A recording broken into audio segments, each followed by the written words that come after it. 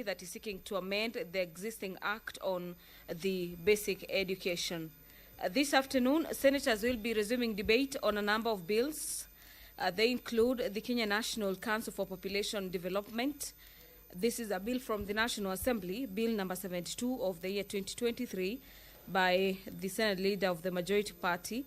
After the conclusion of the time allocated for debate, the mover of this bill will be called upon to reply. The mover is the Senate leader of the majority party. This afternoon, the House will also be considering a number of motions. Given priority is the consideration of the report of the Mediation Committee on Coffee Bill, Senate Bills number 10 of the year 2023, that seeks to streamline the coffee sector. The chairperson Mediation Committee, on behalf of the Committee on Mediation, will be seeking to have the Senate adopt the report of the Mediation Committee on Coffee Bill. The committee that met their counterparts from the National Assembly laid the report on the table of the Senate on Thursday, the 4th day of December 2023, and pursuant to Article 113, subsection 2 of the Constitution and Standing Orders number 167, subsection 3 of the Senate, approves the mediated version of the bill. The consideration of the report of the Standing Committee on Labor, Social Welfare on a petition to the Senate by the employees of KCC concerning the non-payment of outstanding terminal benefits and Maziwa Circle dues owed to former employees of KCC is also coming up for debate.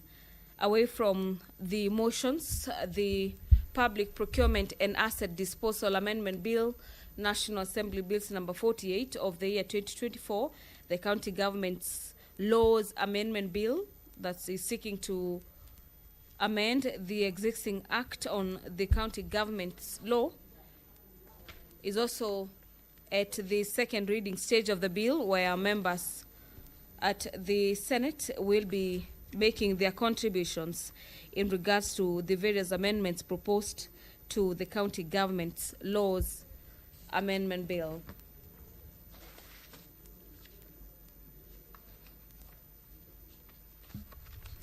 Pursuant to Standing Orders number 57, subsection 1, the Senate leader of the majority party is set to issue a statement on the business of the Senate on the week commencing on the 17th day of February, that is a week from now.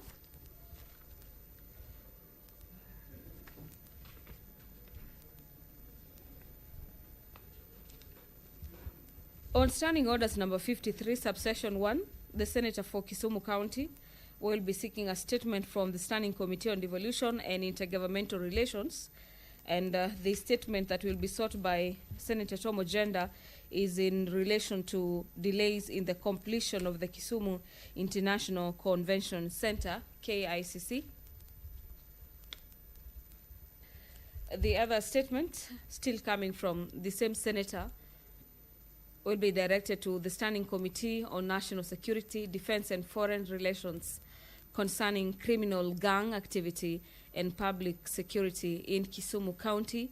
He also wants to understand from the Standing Committee on Roads, Housing and Transportation regarding the enhancement and performance of the Kisumu International Airport. On your screens is the Sergeant Terms carrying the mail to the members that the Speaker's procession is already in its the chambers of the Senate.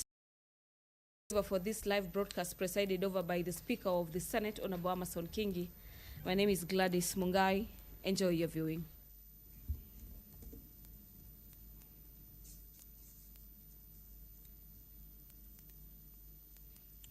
Na tuombe.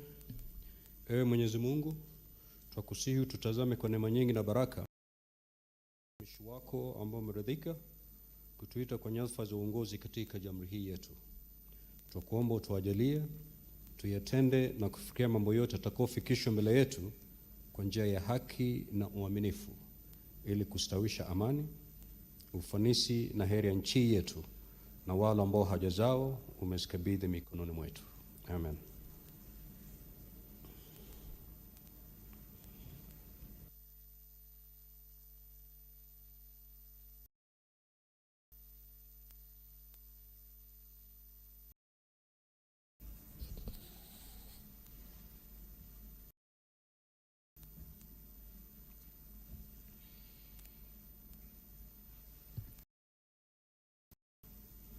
Sergeant at Arms, kindly ring the quorum bell for 10 minutes.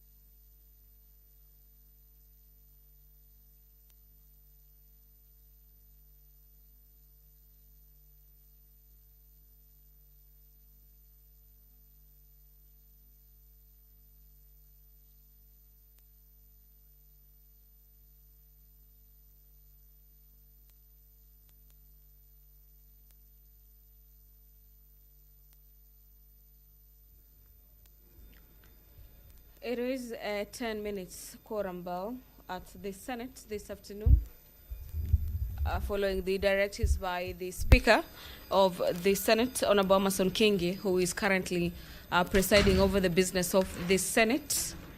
This afternoon, upon the commencement of business, the House lacks quorum, and the Speaker, guided by the House standing orders, has directed the Sergeant at Arms to ring their quorum bell for that 10 minutes, being a leeway to allow senators to make their way into the chambers, that is, senators within the presence of Parliament, or those yet to make their way here, bearing in mind that the afternoon sitting is set to commence at 2:30 p.m.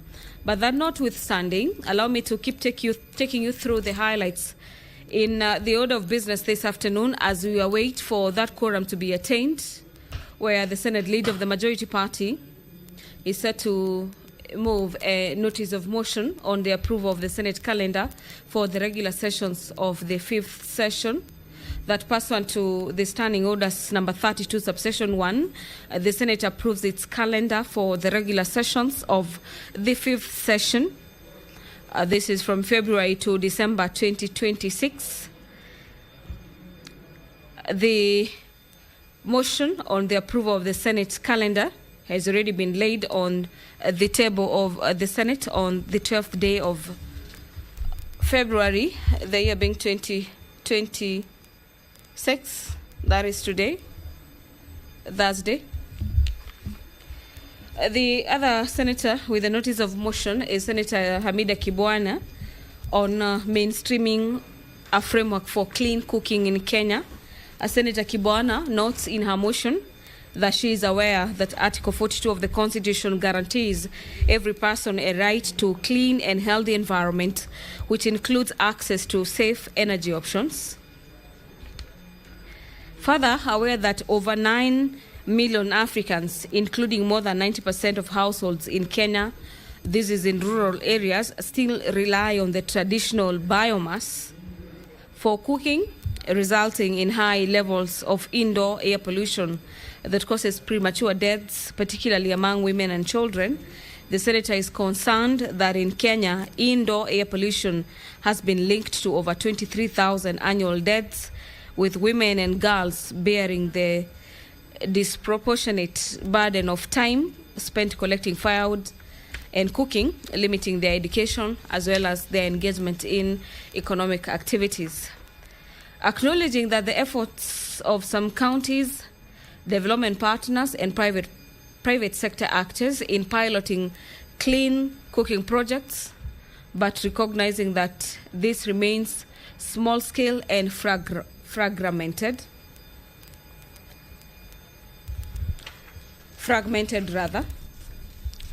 the nominated senator is seeking to have the Senate resolve that the county governors develop a county-level policy framework and budgets that are going to mainstream clean cooking into devolved energy and health functions.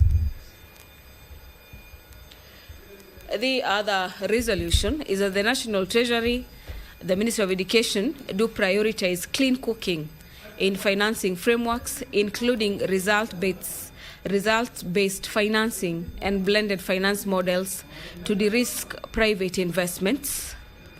That the National Treasury and the county governments do fast-tracking letters of authorization to unlock carbon finance markets for clean cooking projects. And finally, that the county governments engage the private sector actors and community organizers to expand clean cooking access and create local jobs, as well as reducing pressure on forest resources.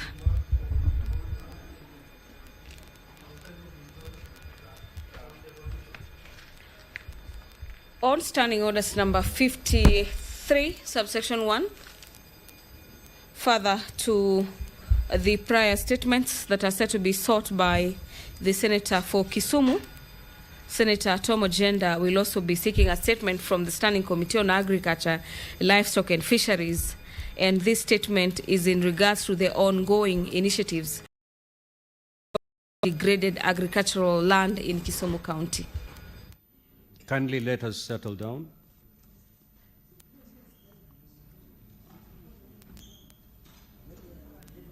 Clerk, you may call the first order.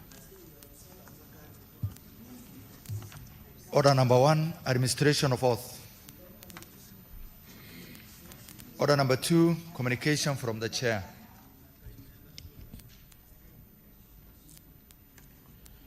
Honorable Senators, I would like to acknowledge the presence in the Speaker's Gallery this afternoon, a visiting delegation of 11 members of staff of the Department of the Sergeant-at-Arms from the Parliament of Uganda. The delegation is on a benchmarking visit to the Parliament of Kenya. Now, Honorable Senators, on behalf of the Senate and on my own behalf, I extend a warm welcome to the delegation and wish them a fruitful visit. I'll call upon the Senate Majority Leader to extend a word of welcome, to welcome the delegation.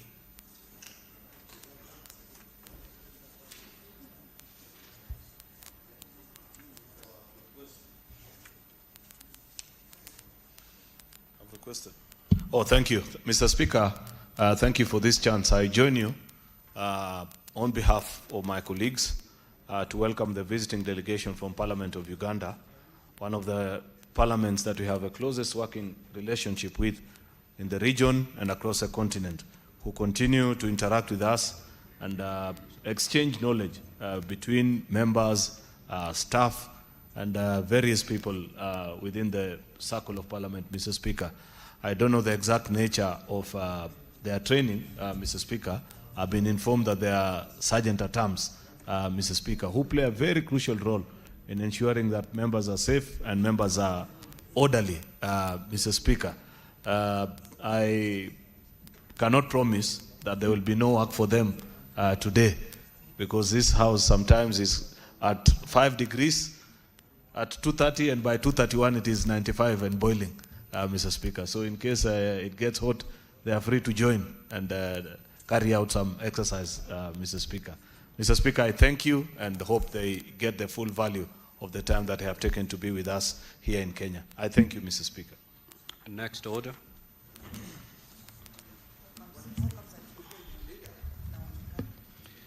Order number 3, messages. Order number 4, petitions.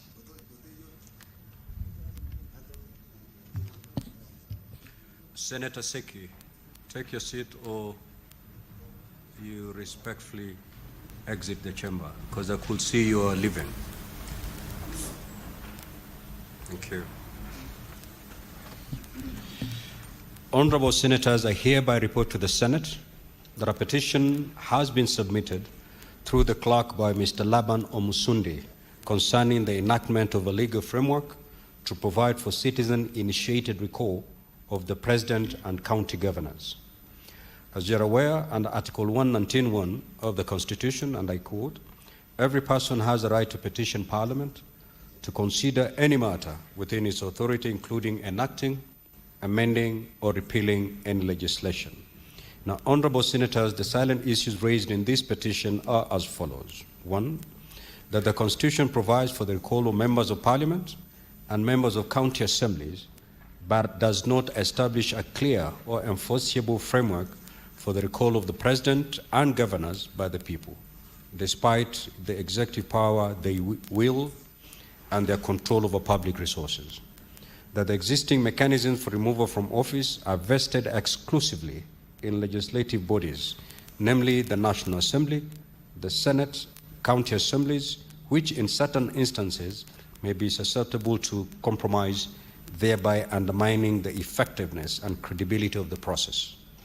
That the impeachment process have increasingly degenerated into political rituals rather than serving as genuine instruments for accountability, thereby denying citizens an effective remedy in instances where leadership grossly violates the Constitution.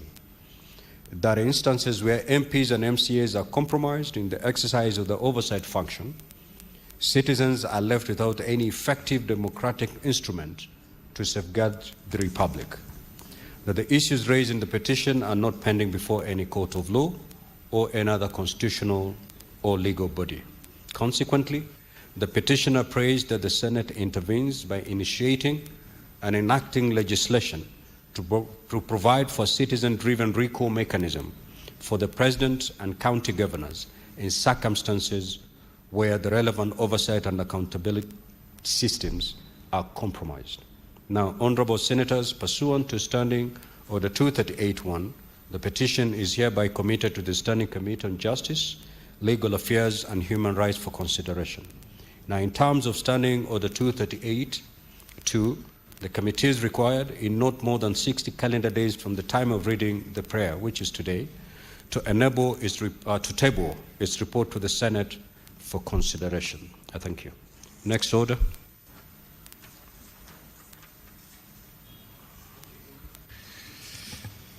Order number 5, papers. The Senate Majority Leader. Senate Majority Leader.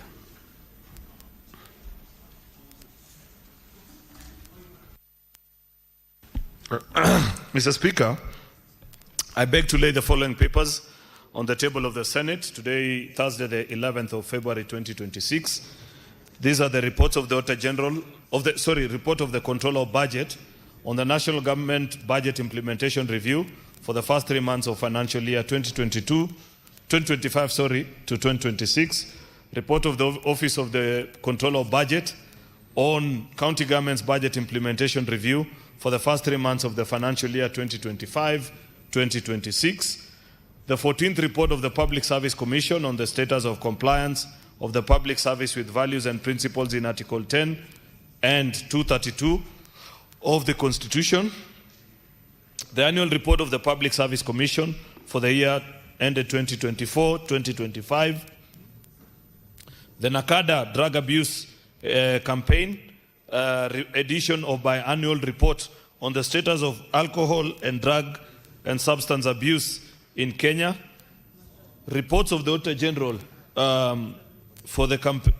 reports of the Auditor General laid pursuant to Senate resolution of Tuesday, 11th November 2025 on the referral of statutory instruments and papers submitted during the recess for the year ended 30th June 2022 on the financial statement of the following counties.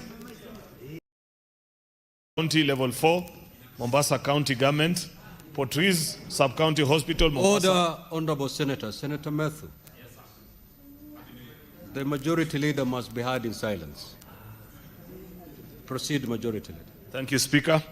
Chuda Sub-County Level 4 Hospital, Coast General Teaching and Referral Hospital, Habaswein Sub-County Level 4 Hospital, County Government of Wajir. The year ended 30th June 2023 on the financial statements of Likoni Sub-County Level 4 Hospital in Mombasa, Portrees Sub-County, Chuda Sub-County, Coast General Teaching and Referral Hospital, all in the County Government of Mombasa, and Habaswein Sub-County Level 4 Hospital in the County Government of Wajir.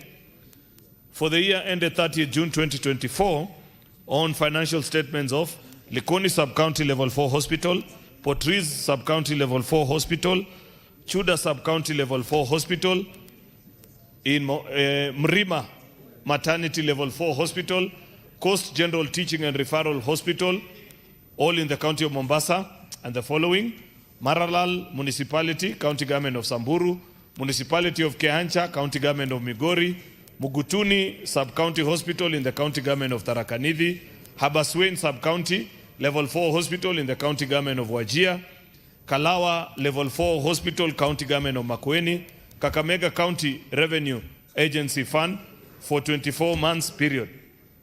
The year ended 30th June 2025 on the financial statements of the County Executive of Kwale, County Assembly of Kwale, County Revenue Fund, County Government of Kwale, Receiver of Revenue, Revenue Statements, County Government of Kwale, County Executive of Wajir, County Assembly of Wajir, County Revenue Fund, County Government of Wajir, Receiver of Revenue, Revenue Statements, County Government of Wajir, County Assembly of Baringo, Receiver of Revenue, Revenue Statements, County Government of Baringo, Report of the Auditor General on the financial statements of the County Executive of Baringo, County Revenue Fund, County Government of Baringo, Receiver of Revenue, Revenue Statements, County Government of Homa Bay, County Revenue Fund, County Government of Homa Bay, County Assembly of Homa Bay, County Executive of Homa Bay, County Government of Homa Bay, County Executive of Tharaka Nithi, County Revenue Fund, County Government of Tharaka Nithi, County Assembly of Tharaka Nithi, Receiver of Revenue Statements, County Government of Tharaka Nithi, County Executive of Nakuru, County Assembly of Nakuru, County Revenue Fund, County Government of Nakuru, Receiver of Revenue Statements, County Government of Nakuru. Mr. Speaker, I beg to lay. Next order.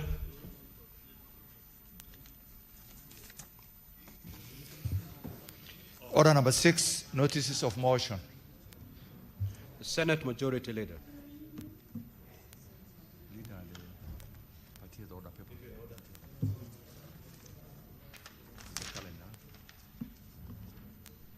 I rise to give notice of the following motion, which is that pursuant to Standing Order number 32-1, the Senate approves its calendar for regular sessions for the 5th session from February to December 2026, laid on the table of the Senate on today, Thursday, the 12th of February 2026. Senator Hamida Kibwana.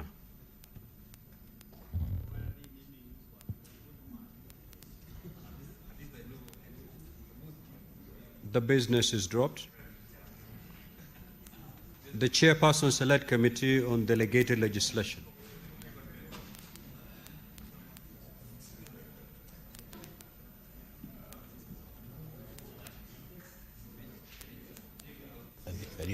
Thank you, Honorable Speaker. Mr. Speaker, I beg to give notice of the following motion. That aware that the crops bigs and regulations legal notice number 145 of 2025 were tabled in the Senate on Thursday, 25th September 2025, and the refund to the select petition for consideration pursuant to Section 12(1) of the Statutory Instruments Act, cognizant that the committee is required to make a report within 28 sitting days after the date of referral of the instrument by the Senate pursuant to Section 15(2) of the Statutory Instruments Act on Tuesday, 17th February 2026. Aware that Section 15(3) of the Statutory Instruments Act provides that by a resolution, Parliament may extend the time for consideration of a statutory instrument by a period not exceeding 21 calendar days. Senator Fernandi, Senator. Noting that the committee requires more time. Take your seat. Senator Sigei. Noting that the committee requires more time to consider concerns raised by the stakeholders on the regulations, now therefore, the Senate resolved to extend the timeline for the consideration of the cross-bigs regulations, legal notice number 145 of 2025, further 21 days, pursuant to Section 15(3) of the Statutory Instruments Act, to enable the committee consider objections raised by the public and make its solutions on or before 2026. Thank you, Honorable Speaker. I lay and give a notice.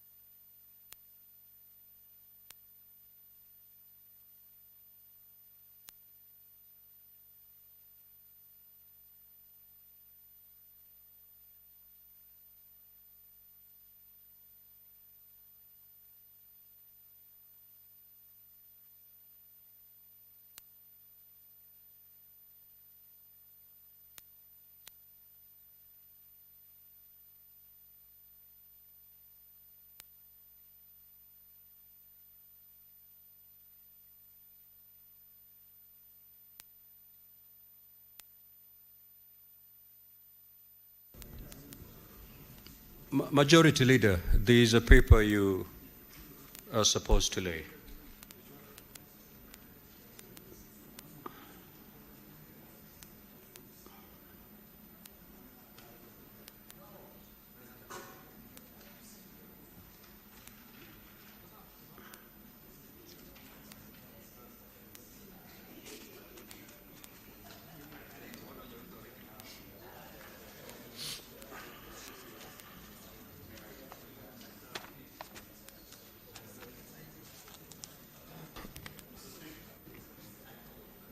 Mr. Speaker, these are additional papers for laying. I beg to lay the following papers on the table of the Senate today, 12th of February 2026. This is a 2026 budget policy statement, the draft division of revenue bill 2026, draft county allocation of revenue bill 2026, draft county government's additional allocation bill 2026, medium-term budget management strategy 2026 and 2027, 2028 to 2029, the Senate calendar for regular session, 5th session of the 13th Parliament, February to December 2026, and the reports of the Auditor General laid pursuant to the Senate resolution of 11th of November 2025 on the referral of statutory instruments and papers submitted during the recess for the year ended 30th June 2025 on the financial statements of County Assembly of Lamu, County Executive of Lamu, County Revenue Fund, County Government of Lamu, Receiver of Revenue, Revenue Statements, County Government of Lamu, County Executive of Machakos, County Revenue Fund, County Government of Machakos, Receiver of Revenue, Revenue Statements, County Government of Machakos, Machakos County Assembly, County Revenue Fund, County Government of Kajiado, Receiver of Revenue, Revenue Statements for County Government of Kajiado, County Assembly of Kajiado, County Executive of Kajiado, County Assembly of Kitui, Receiver of Revenue, Revenue Statements, County Government of Kitui, County Revenue Fund, County Government of Kitui, County Executive of Kitui, County Executive of Migori, County Revenue Fund, County Government of Migori, Receiver of Revenue, Revenue Statements, County Government of Migori, County Assembly of Migori, County Assembly of Kisumu, Kisumu County Executive, County Revenue Fund, County Government of Kisumu, Receiver of Revenue, Revenue Statements, County Government of Kisumu, Receiver of Revenue, Revenue Statements, County Government of Embu, County Revenue Fund, County Government of Embu, County Assembly of Embu, County Executive of Embu, Moroni Sub-County Level 4 Hospital,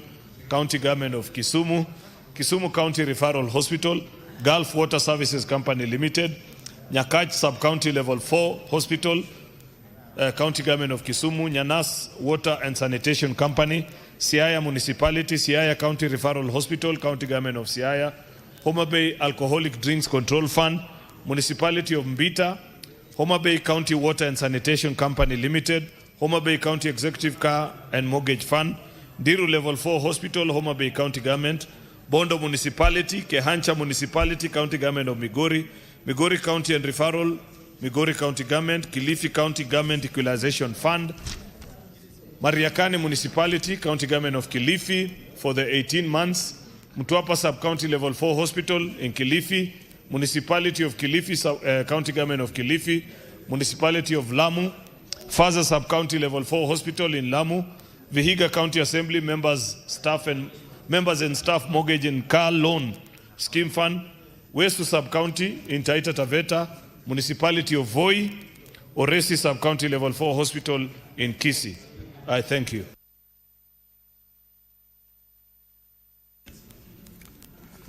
Senator Osotsi and Senator Kajwang, kindly take your seats. Now, honorable senators, I have a communication to make relating to the budgeting process for the next financial year. As you may have noted, the Senate Majority Leader has tabled the following documents: the 2026 Budget Policy Statement, the Medium-Term Debt Management Strategy 2026-2027, 2028-2029, the Draft Division of Revenue Bill 2026, the Draft County Allocation of Revenue Bill 2026, and the Draft County Government's Additional Allocation Bill 2026. As honorable senators are aware, Section 25 of the Public Finance Management Act, Senator Correa Joyce, as honorable senators are aware, Section 25 of the Public Finance Management Act and Standing Order 186 of the Senate requires the National Treasury to prepare and submit the budget policy statement to Parliament by 15th of February each year. Now, Honourable Senators, the budget policy statement is an important financial instrument that sets out the broad strategic priorities and policy goals that will guide the national government and county governments in preparing their budgets, both for subsequent financial year and over the medium term. It contains, amongst other things, an assessment of the current state of the economy and the financial outlook over the medium term, including the macroeconomic focus, the financial outlook with respect to government revenues, expenditures, and borrowing for the next financial year and over the medium term, the criteria used to allocate or apportion the available public resources among the two levels of government and various programs and projects, the proposed expenditure limits for the national government, including those of Parliament and the judiciary, and indicative transfers to county governments, the fiscal responsibility principles and the financial objectives over the medium term, including limits on total annual debt. Now, Honourable Senators, as you are also aware, Section 25(7) of the Public Finance Management Act provides as follows. Parliament shall, not later than 14 days after the budget policy statement is submitted to Parliament, table and discuss a report containing its recommendations and pass a resolution to adopt it with or without amendments. With respect to the consideration of the budget policy statement in the Senate, Standing Order 186.4 states as follows. Upon being laid before the Senate, the budget policy statement shall be committed to each standing committee to consider and submit its recommendations to the Standing Committee on Finance and Budget within 7 days. Now, pursuant to Standing Order 186.5, the Standing Committee on Finance and Budget is required within 12 days following the tabling of the budget policy statement, consider the budget policy statement and the recommendations received under paragraph 4 and table a report for consideration in accordance with Section 25(7) of the Public Finance Management Act. Honourable Senators, cognizant of the importance of the budget policy statement and the above timelines, I direct that the budget policy statement be considered by the standing committees. Each committee is expected to concentrate on matters that fall under its mandate and highlighting any policy and financial recommendations thereof. These recommendations must be forwarded to the Standing Committee on Finance and Budget on or before Friday, 20th of February, 2026. Thereafter, the Standing Committee on Finance and Budget will be required to consider the recommendations from the other standing committees, as well as to consult the institutions referred to under Standing Order 186.6 in finalizing its report on the budget policy statement. The standing committees will be required to table its report on or before Tuesday, 24th of February, 2026. Subsequently, the Senate will be required to consider and make a determination on the report by the Standing Committee on Finance and Budget by Thursday, 26th of February, 2026. Now, Honourable Senators, in a nutshell, it means that any proposal that Senators have regarding the budget policy statement, the draft Division of Revenue Bill 2026, the draft Counter Allocation of Revenue Bill 2026, the draft County Government's Additional Allocations Bill 2026, and the financing structure therein, among other recommendations, must be canvassed and forwarded to the Cabinet Secretary for the National Treasury and Economic Planning for consideration when finalizing the budget for the relevant financial year. This is a requirement pursuant to Section 25(8) of the Public Finance Management Act and Standing Order 186.9 of the Senate. In conclusion, I urge all standing committees to prioritize the scrutiny of the budget policy statement, taking in consideration our most important function of protecting the interests of counties and their governments and safeguarding devolution. I thank you. Next order. Order number 7, questions and statements. Pursuant to Standing Order 53.1, the Senator for Kisumu County, the Honorable Senator Professor Tom Ojen. You have 4 statements.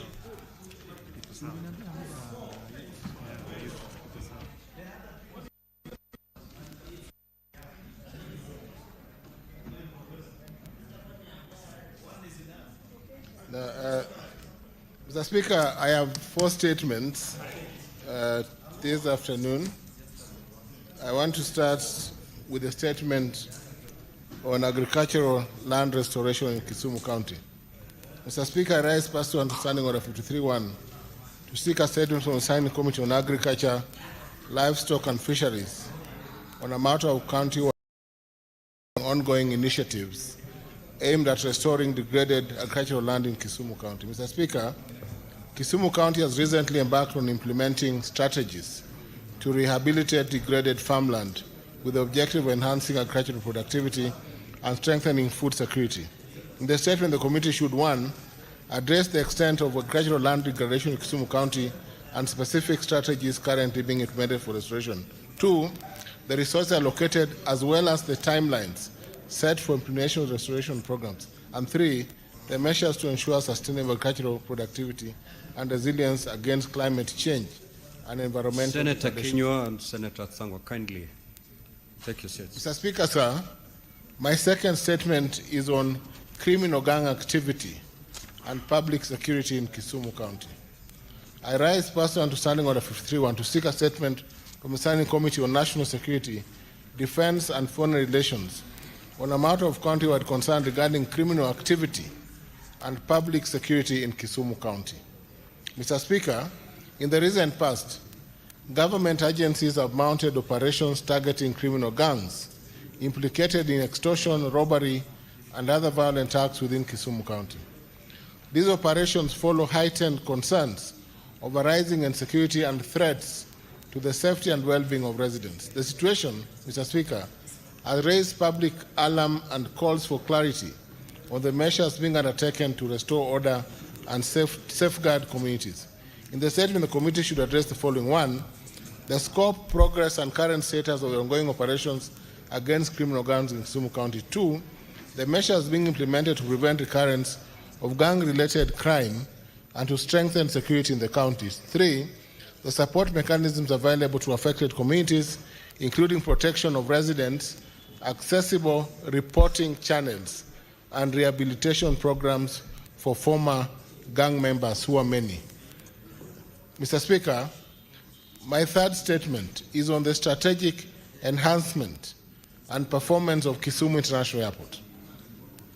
I rise pursuant to Standing Order 53-1 to seek a statement from the Standing Committee on Roads, Housing and Transportation on a matter of county-wide concern regarding strategic enhancements and operational performance on Kisumu International Airport.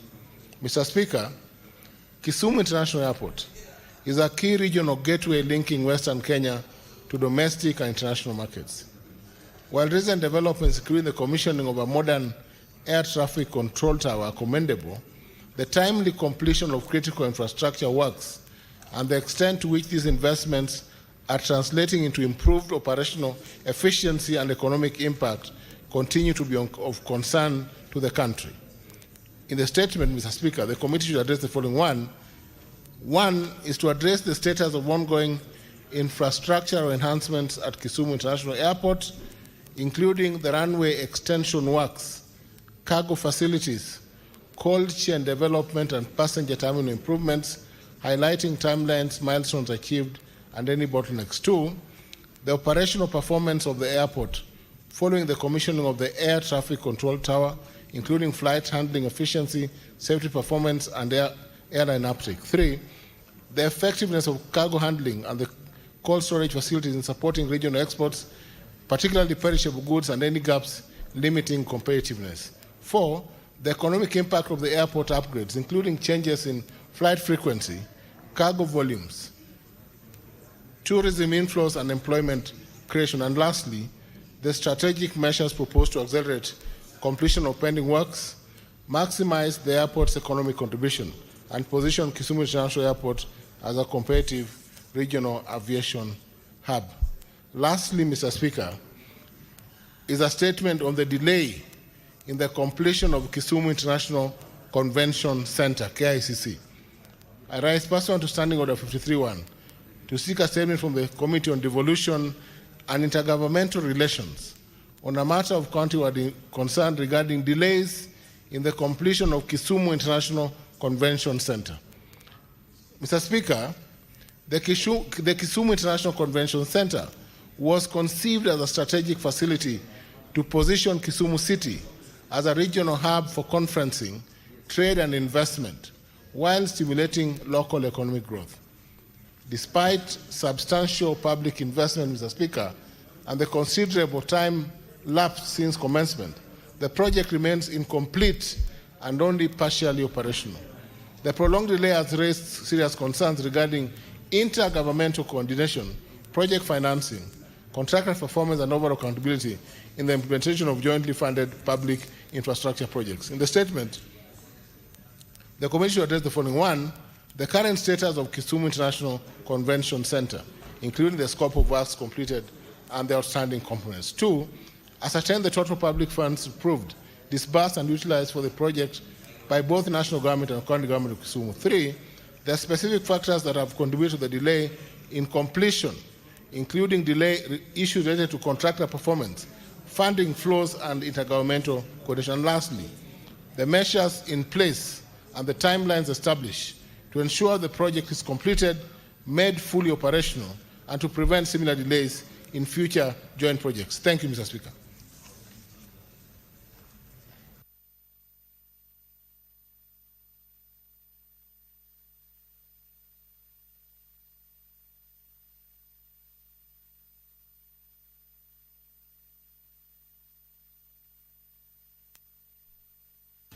Statement pursuant to Standing Order 57.1, the Senate Majority Leader.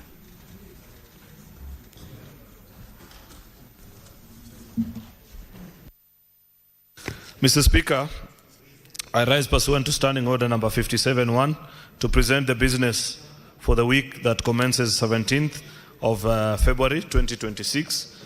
Before I proceed with this statement, allow me to take this opportunity, Mr. Speaker, on behalf of the leadership of the Senate, to welcome honorable senators to the 5th session of this term of Parliament. Mr. Speaker, sir, as you had rightly observed in your communication to the Senate on Tuesday, the 10th of February 2026, our entry is already full with business. Allow me to once again highlight the key legislative business that we need to transact in this 5th session, Mr. Speaker. We have 64 bills, dear colleagues, that are pending conclusion, of which 42 are the second reading, 18 are the Committee of the Whole, and 4 are waiting first reading, 2 of which actually are scheduled on today's order paper. 4 motions are pending conclusion. We have 19 petitions that are pending conclusions by the respective standing committees. We have 430 statements pursuant to Standing Order number 53.1 that are under consideration by committees, and those don't include the 4 by Senator Professor Ujenda that he has just added to the entry, Mr. Speaker. And Mr. Speaker, at some point, you may have to give guidance on how many statements are allowed per member, and their activity in the committees where they are members, Mr. Speaker, because we need to be sure that you're processing other people's business so that we consider yours. Given that this is the penultimate session of the parliamentary term, it is crucial that we seize the opportunity to cement the legacy of this Senate and set the foundation for what this Senate will be remembered for. To this end, I implore upon colleague senators with the business to be serious with the business listed in the order paper every afternoon from any day that this House has a sitting. Similarly, Mr. Speaker, I urge senators to accord equal priority to committee meetings and sessions in order to conclude the business pending before them. I further urge the party whips to ensure that the requisite number of county delegations is attained to enable the Senate to undertake divisions when due. Mr. Speaker, sir, on Tuesday, the 17th of February 2026, the Senate Business Committee will meet to consider the business for the week. Tentative business for that day will include business not concluded from today's order paper, as well as business indicated in the notice paper. The tentative business for the morning and afternoon sittings on Wednesday, 18 February 2026 will include the business not concluded from Tuesday's order paper and the following. These bills at the second reading stage: the Wildlife Conservation and Management Amendment Bill, Wildlife Conservation and Amendment Bill, the Narcotic, Drugs and Psychotropic Substance Control Amendment Bill, the Culture Bill, the County Wards Equitable Development Bill, the Livestock Protection and Sustainability Bill. Bills that are the Committee of the Whole, which include the Public Finance Amendment Bill, the Office of the County Attorney, Public Fundraisings Appeal Bill, Heritage, Museums, Environmental Laws, Statutory Instruments, the Sports Bill, the County Civic Education Bill, County Hall of Fame, Mr. Speaker, together with the Referendum Bill, Mr. Speaker. This is not to be confused with the 2/3 gender rule, but the law that guides on how the country goes into a referendum, Mr. Speaker. That is business that we've delayed for far too long, and I must appreciate that the Senate has actually taken leadership on this important national exercise. The projected business for Thursday 19 will include any of the above business that will not have concluded. Mr. Speaker, I thank you and lay this statement. Thank you. Now, honorable senators, I will allow comments on the requests that have been made under Standing Order 53-1. Senator Fernandi, Senator Samson Chirange. Mr. Speaker, I want to thank my law lecturer, my convincing law lecturer. He is hardworking, and I was worried with the number of statements he has, but I know him as our lecturer. He used to teach us, Mr. Speaker, for almost 3 hours non-stop. And I can see he still have the same energy and zeal to continue. This is my real teacher, Mr. Speaker. Not any other proclaiming somewhere else. Others were librarians. Mr. Speaker, what I wanted to mention is this issue of criminal gangs. Mr. Speaker, there is a certain emergence of criminal gangs causing worrying trend. I saw yesterday police here in Nairobi trying to repulse on the allegations that there were criminal gangs in Huruma. Mr. Speaker, there was a girl that was shot the other day by the name Cheryl here in Makadara constituency, Mr. Speaker. I was shocked and horrified, Mr. Speaker, when I watched in Mombasa, where my brother Senator Fake comes from, people wielding machetes and invading a shop somewhere within Mombasa City County, Mr. Speaker. It looks like a Haiti.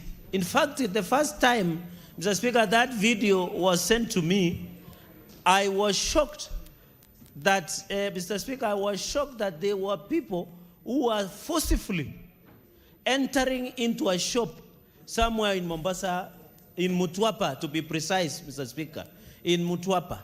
And I was shocked. Even sightings do not happen in Haiti, Mr. Speaker. I want to call to upon, and I want to thank the Inspector General of Police because he appeared before the Senate Public Accounts Committee today, Mr. Speaker. I want to appeal to him.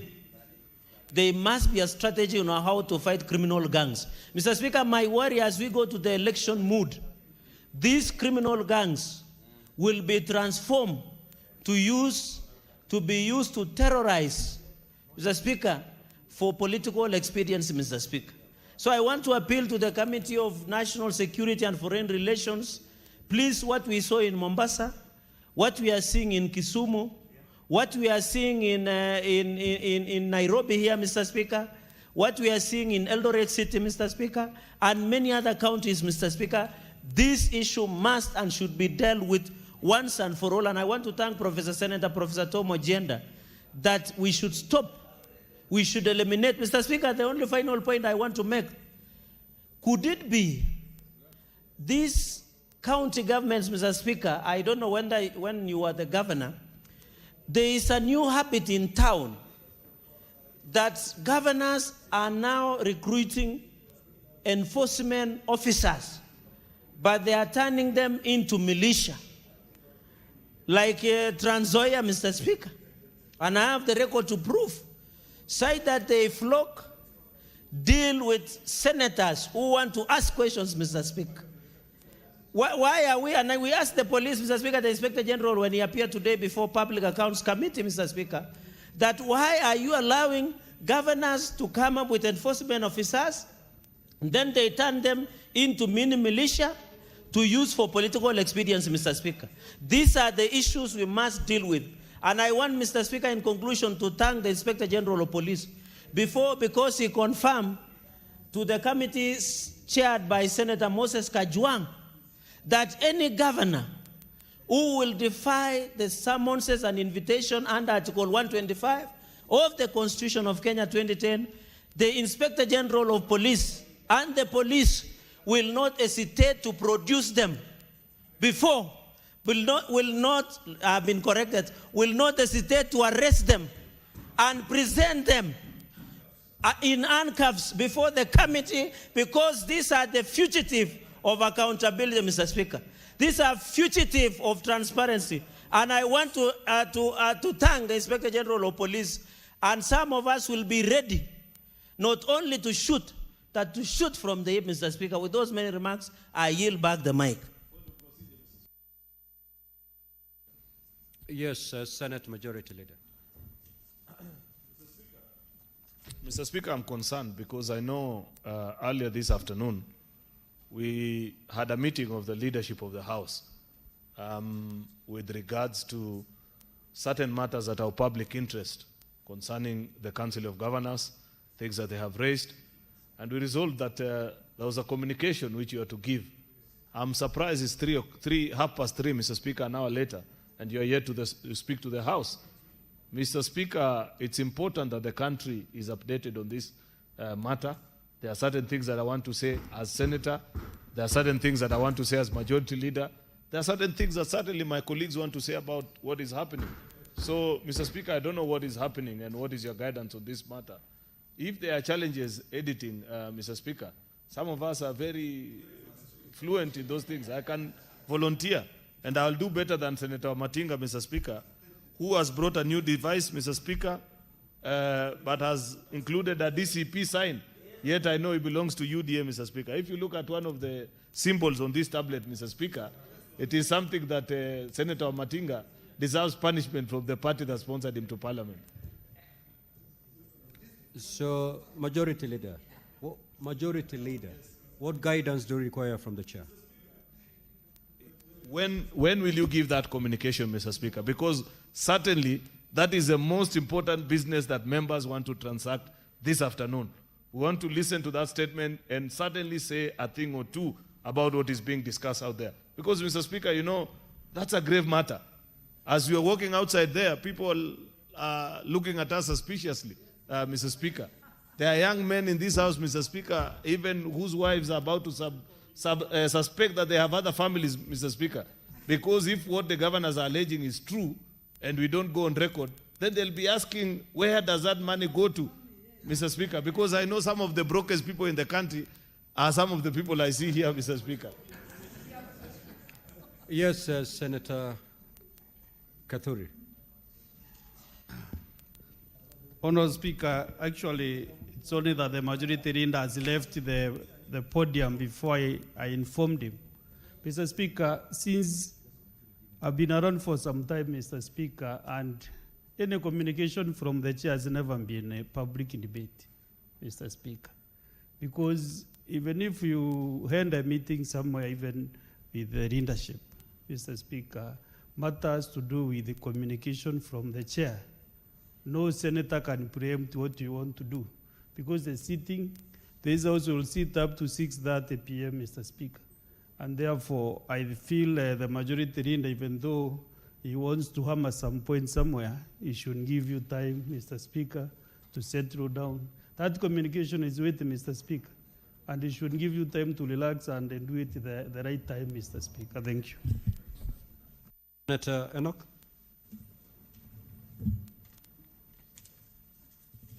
Thank you, Mr. Speaker. Mr. Speaker, two things. One, I think the majority leader is speaking from a position of information that is privy to a discussion where we all sat as leaders. And having interacted with our colleagues before and after that meeting, Mr. Speaker, the expectation on the part of our colleagues is that we need to put this matter to rest. I think the concern is coming from what he began by saying. You know, Senator Tom Ojienda has had an opportunity to seek 4 statements. And now members have started contributing to the statements.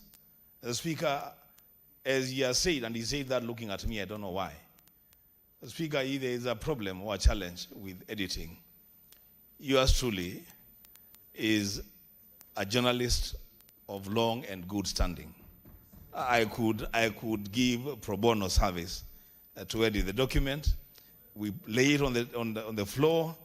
We put that matter to rest and move on to the next business. As Speaker, I submit. Now, honorable senators, this is a very weighty matter. It is a matter that touches on the conduct of the business of the Senate, because once you discuss one committee of the Senate, you're basically discussing the Senate. And therefore, I undertook to make a communication today regarding the same. Give me 15 minutes. I will be making that communication. My plea to you is please don't leave the chamber until that communication is made, because it is extremely important that you listen to that communication, and thereafter, of course, I will give opportunity to honorable senators to comment on the same. So kindly stand guided. I plead for only 15 minutes. Then 15 minutes. Then I can make the communication. In the meantime, we'll proceed with the comments on the statements that have been sought pursuant to Standing Order 53-1. Honorable Faki. Asante Mheshimiwa Spika kwa kunipa fursa hii kuchangia taarifa iliyoletwa bungeni na Senator wa Kisumu, Senator Tom Ojienda. Mheshimiwa Spika, magenge ya majambazi ambao wanazurura na kuhatarisha maisha ya watu ni jambo ambalo limekuwa la kawaida katika miji mingi. Kule kwetu Mombasa, Mheshimiwa Spika, magenge haya yako katika sehemu za Kisauni, sehemu za Likoni na hata vile vile sehemu za mjini. Na majuzi, Mheshimiwa Spika, kuna baadhi ambao walivamia duka Mtwapa, na ningependa kumweleza Senator Rigel kwamba Mtwapa iko katika kaunti ya Kilifi, ambapo Mheshimiwa Spika ulikuwa gavana kwa miaka 10. Kwa hivyo Mtwapa si Mombasa, Mheshimiwa Spika, Mtwapa ni Kilifi. Kwa hivyo mkuu wa polisi katika eneo la Pwani, Mheshimiwa Spika, Bwana Nuno, majuzi ametoa onyo kwa magenge haya kwamba amepeana amri ya kupiga risasi na kuua. Mheshimiwa Spika, ni jambo la kusikitisha na ni jambo la kutia hofu kwa swala hilo, lakini vile vile magenge kama haya yamezidi kuumiza wananchi. Mheshimiwa Spika, utapata sehemu nyingi maduka yanafungwa mapema, biashara zinafungwa mapema kwa sababu watu wanaogopa magenge haya kuvamia. Utapata vile vile pia Mheshimiwa Spika, wale ambao wanafanya kazi katika mahoteli wanapata shida kurudi majumbani kwa sababu wakirudi baada ya saa 2, Mheshimiwa Spika, tayari imekuwa ni hatari katika sehemu zao. Kwa hiyo Mheshimiwa Spika, tungependa kwanza, ningependekeza kuwa ile sheria ya community policy iweze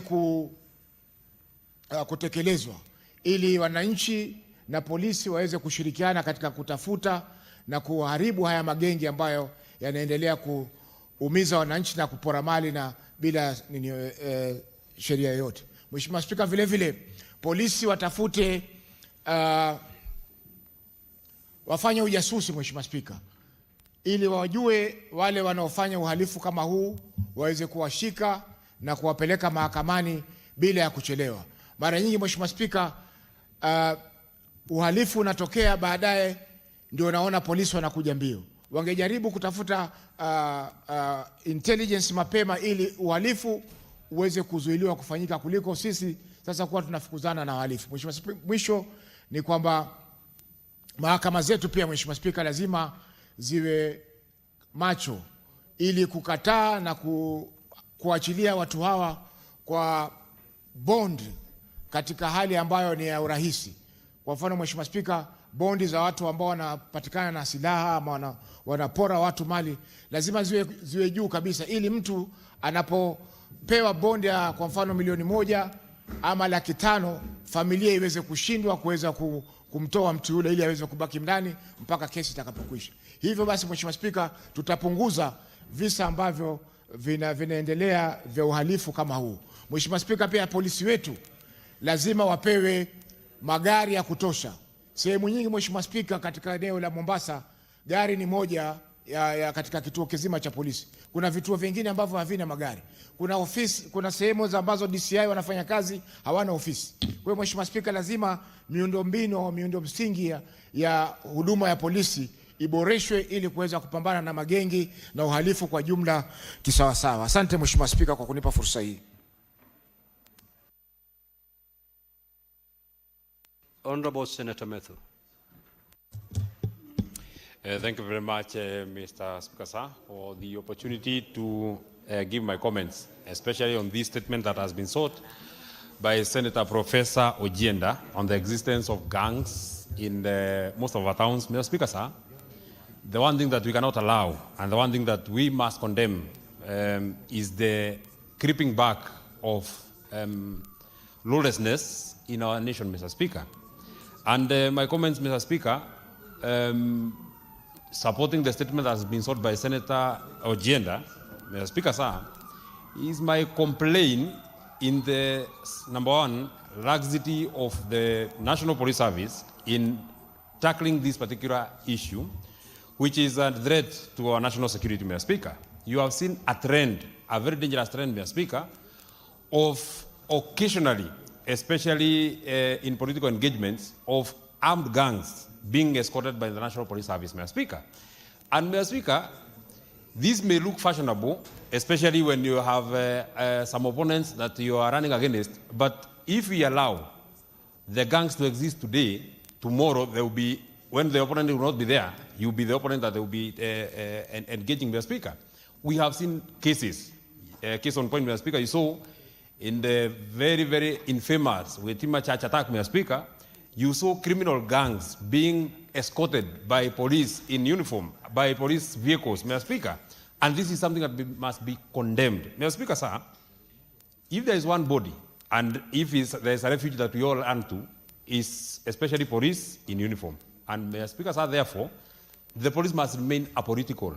You cannot condone, you cannot support, you cannot escort criminal gangs to go and attack other Kenyans, Mr. Speaker. It is the work of the police to ensure that they deal with these criminals, Mr. Speaker. Finally, then somebody asked that we have sent and we have seen a nation descend into anarchy because of allowing criminal gangs to exist, Mr. Speaker. We have sent our policemen to Haiti to go and help that nation deal with criminal gangs that have disturbed and brought instability to Haiti, Mr. Speaker. So therefore, it cannot be that we send our policemen to Haiti to go and deal with the criminal gangs, and police back at home, Mr. Speaker, are supporting and are working in cahoot with criminal gangs, Mr. Speaker, especially for political reasons. This is something that must be condemned by everybody from every political formation, because, Mr. Speaker, violence against me today is not necessarily that the people who are violent against me today are not and shall not be violent against you, Mr. Speaker. We cannot weaponize, we cannot criminalize our democracy, Mr. Speaker. If you don't agree with me, don't send goons, don't send police to come and tear gas me. Go and organize your meeting and come and say, so and so was in this place, and what they said, I don't agree with it, Mr. Speaker, and so therefore, this is what I think is the correct position, Mr. Speaker. But this issue of policemen, goons being used, just this Sunday, Mr. Speaker, on our way from Jambidi to a place called Naivasha, the police were wailing us with goons, Mr. Speaker, in some place called Githafai, trying to stop us from going to attend a political rally in Nakuru. The people of Nakuru are very welcoming. They were waiting for us. A whole huge crowd was waiting for us, Mr. Speaker. But the policemen with goons are waylaying us on the road, Mr. Speaker. We expect that the police are the ones who should be able to protect and secure us, Mr. Speaker. We can't therefore, Mr. Speaker, on one finger, point to criminal gangs that are raining havoc in our towns, Mr. Speaker, but close our eyes when they are being used for political reasons, Mr. Speaker. So I want to support this statement.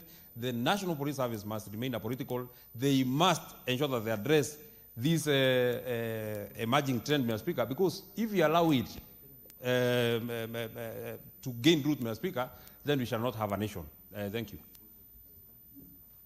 Senator Wambua. Thank you, Mr. Speaker. Mr. Speaker, I also want to add my voice to the statement on the emergence of criminal gangs. Mr. Speaker, truth be told, this is not an isolated case in Kisumu County or in Nairobi or Mombasa. It has become a nationwide catastrophe. Mr. Speaker, we have criminals who have developed very, very high levels of confidence and levels of impunity never witnessed in this country. I want, Mr. Speaker, to draw the attention of this House to a meeting that we had this morning with the Inspector General of Police, where we were discussing matters to do with collaboration between the Senate and his office, especially in respect to enforcing the appearance of governors before Senate committees.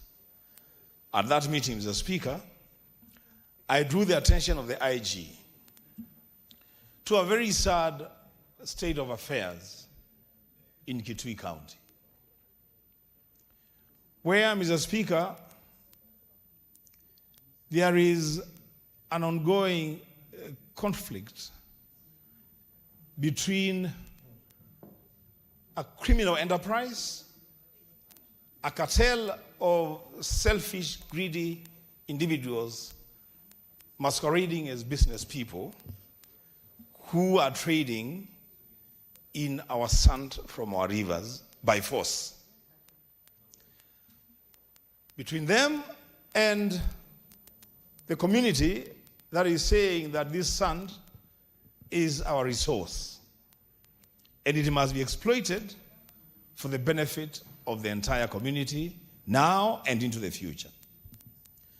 So, Mr. Speaker, the day before yesterday, that criminal enterprise ferried gangs armed with pangas and rungus and descended on a community along Mwanya River in Mwingi Central constituency. Seriously harassed people, beat up people, killed one man, seriously injured 5 of them, raped women, and just disappeared into thin air. Mr. Speaker, my appeal, and for now we can just appeal. Maybe going forward, the time for appeal may just elapse, I don't know. My appeal, Mr. Speaker, is that the Inspector General of Police will take his commitment to the Senate this morning very, very seriously. That there is nobody in this country who is above the law. That everybody, including himself, myself, and everybody in this country, is a subject of the law. That, Mr. Speaker, action shall not just be taken, but action shall be seen to have been taken to bring the culprits to book and ensure justice for the victims of that attack.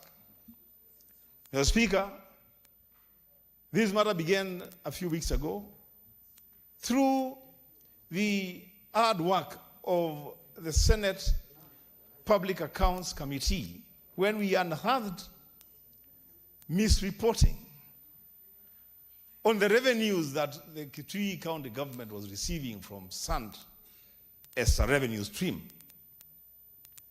Because they were reporting that they were collecting cess of 11 million the entire year. But we were able to prove to them that from sand alone, the cartels are collecting more than 2 million shillings every day. And so, Mr. Speaker, because that man that died fighting for the resources of the people of Kitui, I want to challenge the county government of Kitui on the floor of the House to make sure that two things happen. One, that the burden of burying Mwendwa cannot be a burden of the family. Mwendwa was not fighting for his own resources. He was not fighting for property belonging to himself. He was fighting to safeguard the resources belonging to the people of Kitui. And the county government of Kitui should take full responsibility to make sure that Mwendwa is given a decent burial. Those that have been injured and our mothers that were raped, Mr. Speaker, I want to ask that the law takes full course and full effect. In fact, I want to challenge my colleagues in Kewosa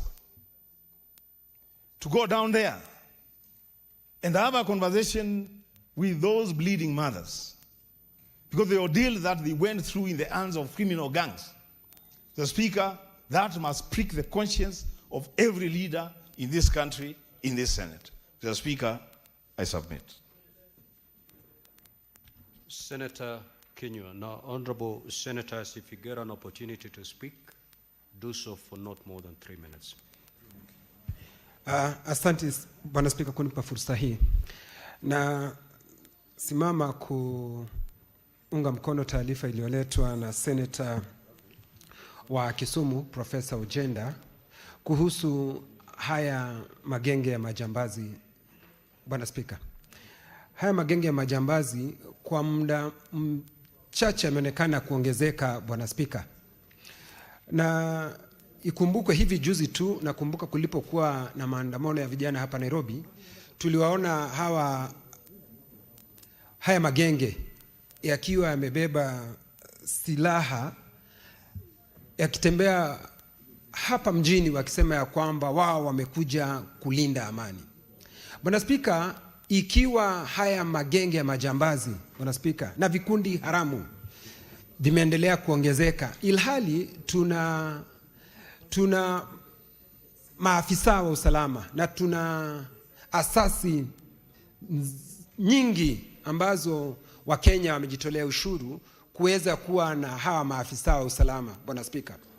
Kwa hivyo mimi ningependa kumuuliza Inspector General wa polisi avalie njuga jambo hili, kwa sababu Wakenya wanaendelea kusononeka, kuishi kwa maisha ya uoga, kwa sababu hivi vikundi, ukitembea katika sehemu za Laikipia, uende katika vijiji, unapata hivi vikundi kila Ijumaa wanatembelea manyumba na kusema ya kwamba wanataka kupewa kiasi fulani cha hela ili kulinda usalama. Ilhali sisi kama Wakenya, Bwana Spika, tuko na maafisa wa usalama wa kutosha ambao wanapaswa kutulinda.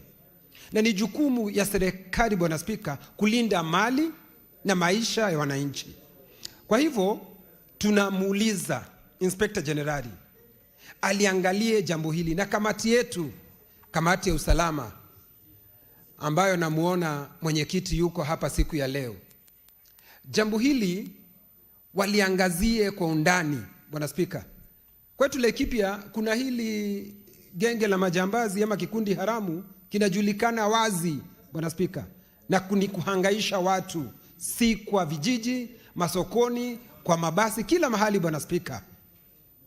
Na wakati tunapohangaishwa namna hii na hivi vikundi haramu, tuna serikali na tuna yule ambaye anahusika. Na si Inspector General peke yake, Bwana Spika, tuna waziri wa usalama ambaye alikuwa ni mwenzetu hapa. Hata yeye anapaswa aliangalie jambo hili, Bwana Spika, kwa sababu tukilichukulia kwa mzaha, sisi hili jambo linaweza kutuharibia nchi, Bwana Spika. Kwa sababu kuna kisingizio, watu wanasema ni ya kwamba pengine hawana kazi, wanalipwa pesa fulani, ilhari, Bwana Spika, tumelipa hela za kutosha kwa maafisa. Senator Lekena.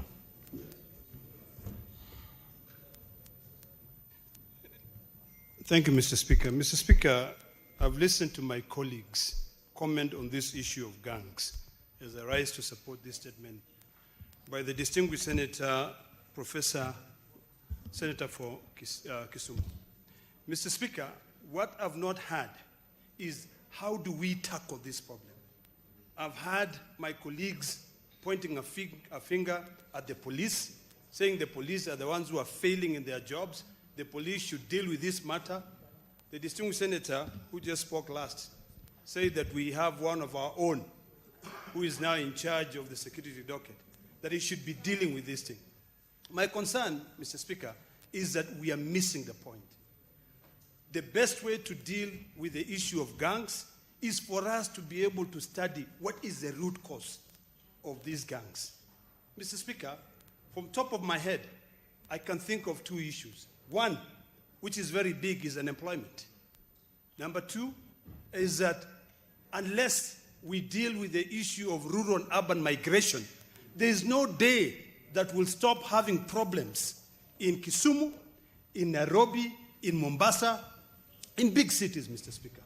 So the first thing we must do as a senator of this republic is to be able to work with our county governments, and for our county governments to now re-engineer their CIDPs to be able to incorporate projects that can be able to provide employment to the youth.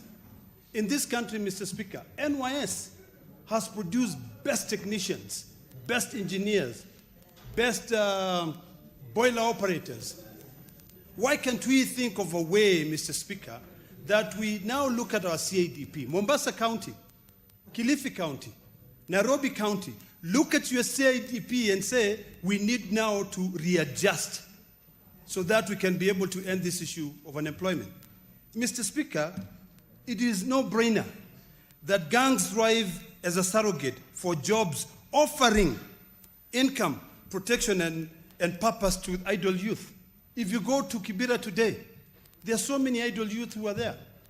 Of course, when a gang comes, it will thrive as a surrogate, offer protection, give them jobs, and they make money. So the idea, Mr. Speaker, is that we now need to look at our social position. Look at our families. We must mentor our youth. We must provide our youth with jobs to be able to end this unemployment. I bet you, Mr. Speaker, if one of us was unemployed here, and the only way for you to be able to make ends meet is to join a gang, I'm sure most of us here would have joined gangs. So instead of pointing a finger, let us look at the root cause of this problem. There's a lot of social economic marginalization of our youth. Mr. Speaker, if you look at towns like Kibera, if you go to along Wayakiwe, there are people who have migrated from Western Kenya to come and look for jobs here.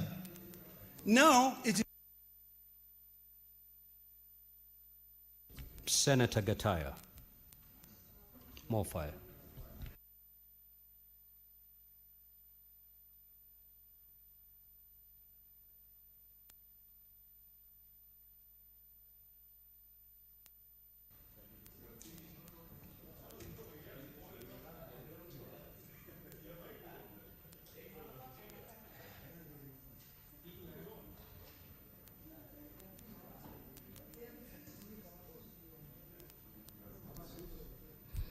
I think now I'm going to go. Honorable Speaker, I have captured the sentiment raised by Professor Counsel Tom Ojenda over the levels of insecurity in Kisumu. I think, Honorable Speaker, we have been around this country for quite some time, and there were issues for quite some time about the levels of impunity, the levels of insecurity across the country. Reasons. But I think, Honourable Speaker, we have to associate some of these things with the politics. Because I've seen some instances, some of us who are in this space, especially in the political space. Because I listened today to one of my good friends, Senator Wambua, when he was lamenting about in Kitui before the AG. The AG was whether the county government could be involved. And I think some of these things, Honourable Speaker, are manufactured just under our watch. If you cut across very many spaces in this country, you find some governors, enforcement officers into militias. We have seen some people also during campaigns, people who just commit crime without being apprehended. We have some very deep issues on our Speaker to address away from the way we are. We are breeding some serious levels of impunity, which are likely to eat into our morals. And Honourable Speaker, it's a matter that needs a national conversation. It's not a light matter that we can easily discuss. Because I think we have some individuals of some levels of connections, levels of impunity, have in some way or the other manufactured some serious issues to do with impunity, where people just commit crime and many walk free. I have waited in some instances during campaigns, we just walk along with some militia carrying weapons, carrying rungus, raising other opponents. It's something that, as a country, Honourable Speaker, we need to address. Political affiliations, regardless of our where we want to push our politics. We don't have to treat anybody with some levels of you cannot be touched. It's an issue, Honourable Speaker, that needs some national conversation, and it's a matter that requires. Senator Hezena. Thank you, Mr. Speaker.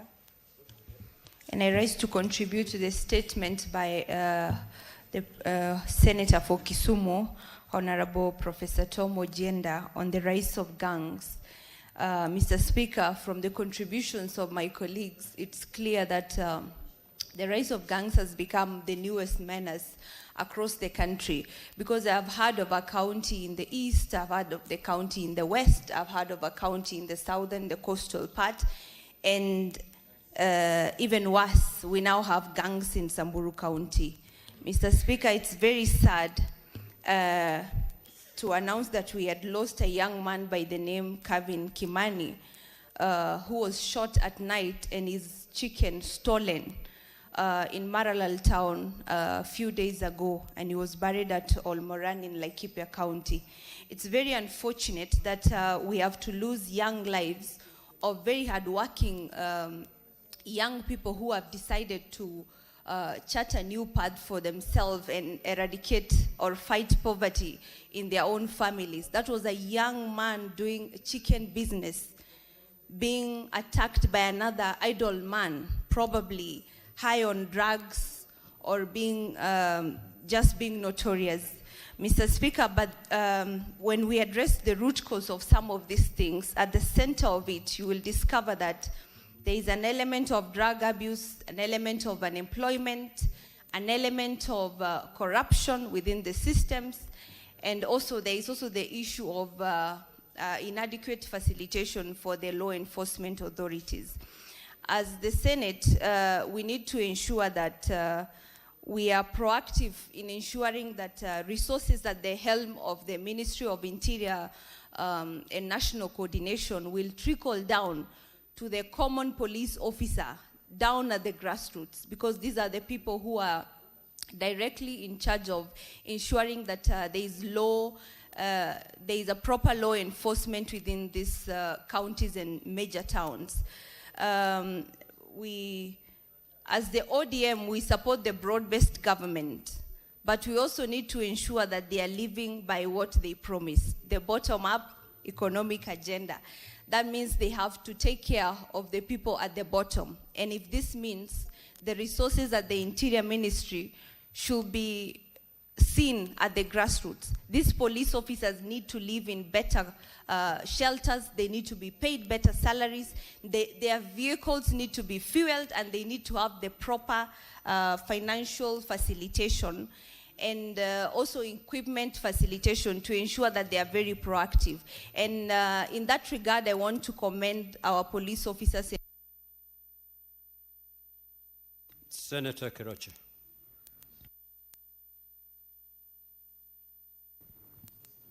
Thank you, Mr. Speaker, sir.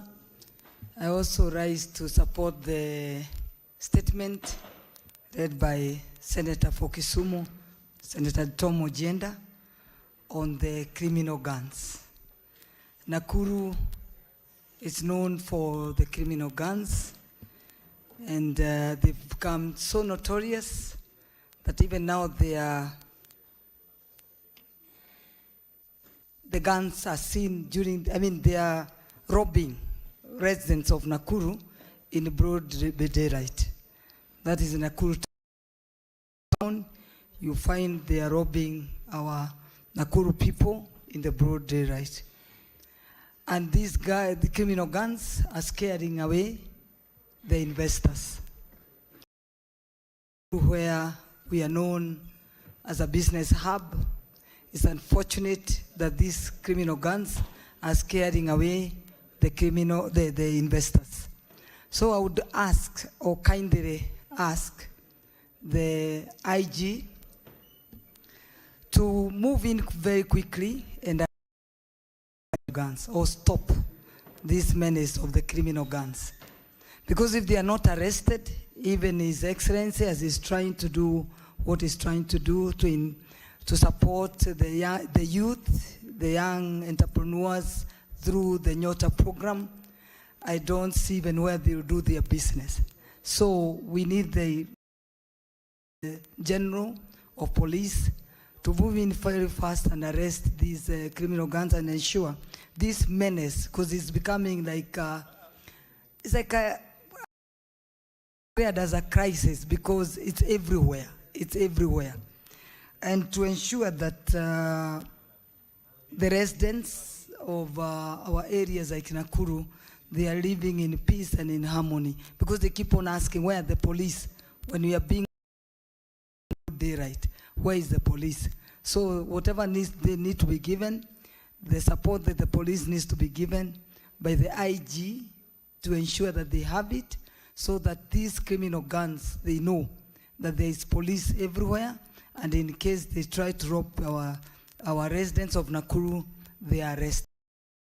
I want to see investors being scared to come and invest in our counties like Nakuru, Nairobi, Mombasa, especially these big cities, and the Kisumu. Thank you, Mr. Speaker, sir. Thank you. Tamanzo.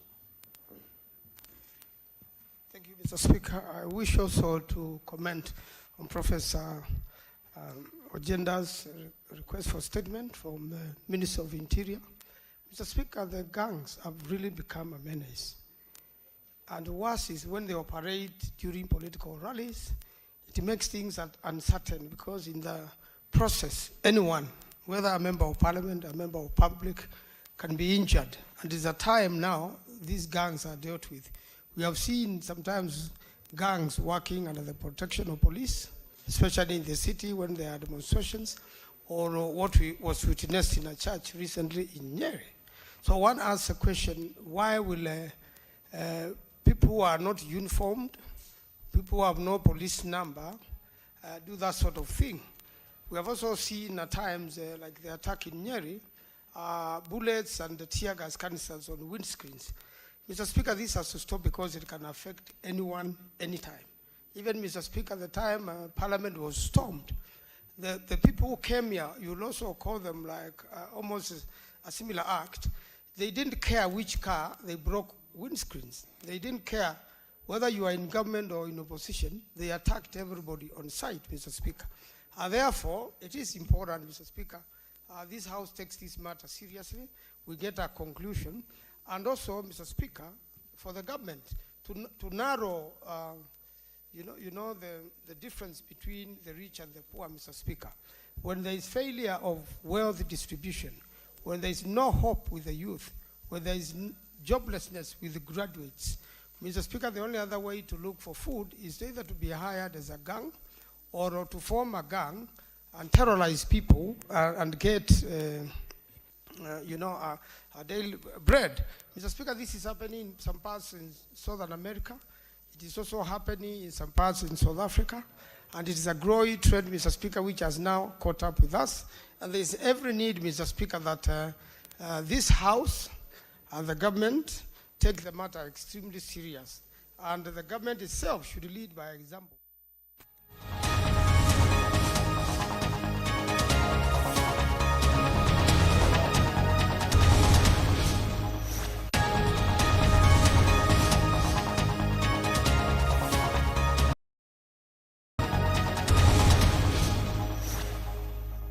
To steal from the Ruaraka land scandal. Yet now those criminals, those thieves are the ones now who want to lecture us. Come on. I would say like Waswahili will say, tunajuana kwa vilemba. Tunakujua wewe mwizi, tunakuelewa, tunaelewa wizi wako. End of quote. Honorable Speaker, you know I still have to remain in line with our procedures, not to mix languages. But Honorable Speaker, I was saying Mr. Rono has his work cut out. Especially now that we are moving towards elections, we must make sure there is no illicit flow of money into this economy in the pretext of electoral financing. And IBC also has a challenge. He must work together.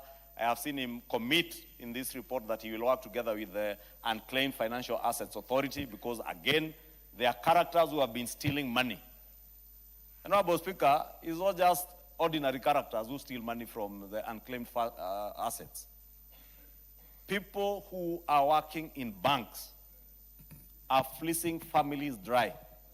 People pass on, they leave money in their bank accounts, all that money is wiped out within a few months, Honorable Speaker. FRC, as the Director General nominee has committed, must work with the UFA, or the Unclaimed Financial Assets Authority, to ensure that they secure the assets of those who depart, to make sure that that money is secure. It either goes to the authority, and the authority works to make sure that they're able to trace the beneficiaries of that money and give it to them.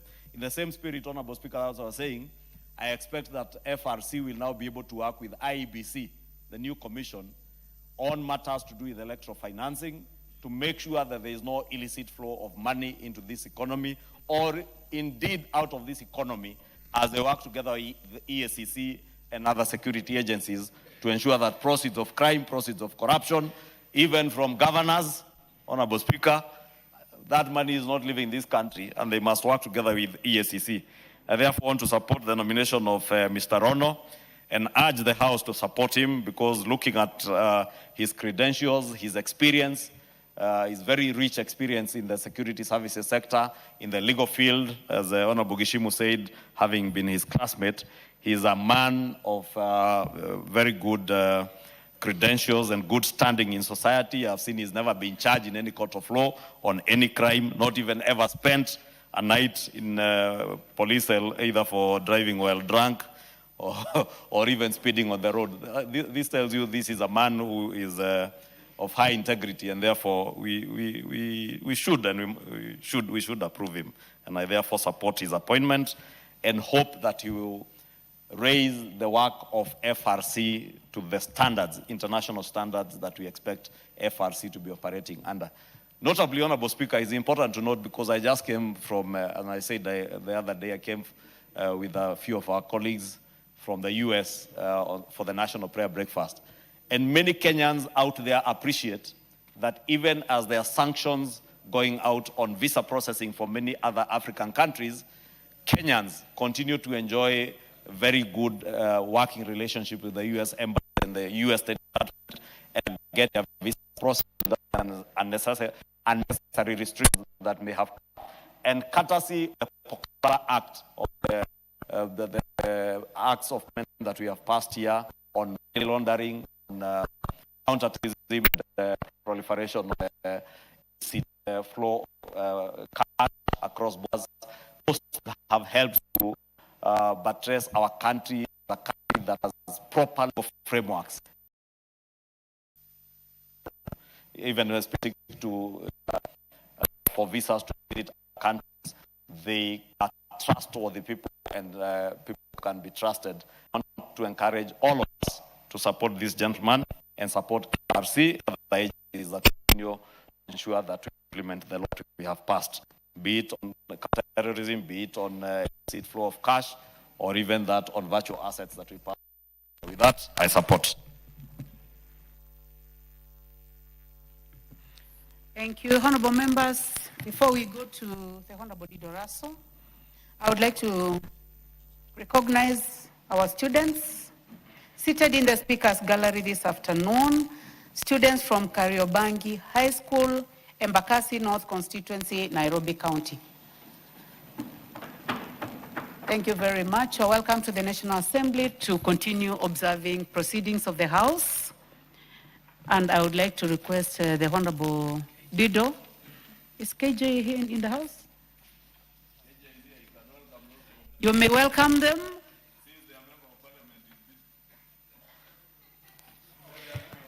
Yes, take your position. KJ, welcome students from Embakasi North. Honorable Speaker, Order, on Honorable behalf of Kajan. the House and on behalf of the members of Parliament from Nairobi County, I'd like to welcome these learners to the official House of Debate, the House of Parliament, and I'd like to let them know that this is where decisions about this country are made, and especially those that have to do with legislation and lawmaking, that all laws in this country are made in this House, and all courts can do is maybe translate them, but every piece of legislation originates from this House, and that this House exists for the party and the just government of the people. And Madam Speaker, I'd also like to interest the learners, those of them who are interested in history and civics of their country, to take interest in the politics of their country, in the governance of their country, so that some ladies and gentlemen also might end up being representatives of their people in the National Assembly, which represents the people of Kenya. Madam Speaker, that is to welcome them to this House, and I hope that the next time that they shall be here, they shall be coming back as representatives of the people in the chamber, not in the visitors' rows. Thank you very much, Madam Speaker, and welcome very much. Observe the proceedings of the August House, also known as the National Assembly. Thank you very much, Madam Speaker.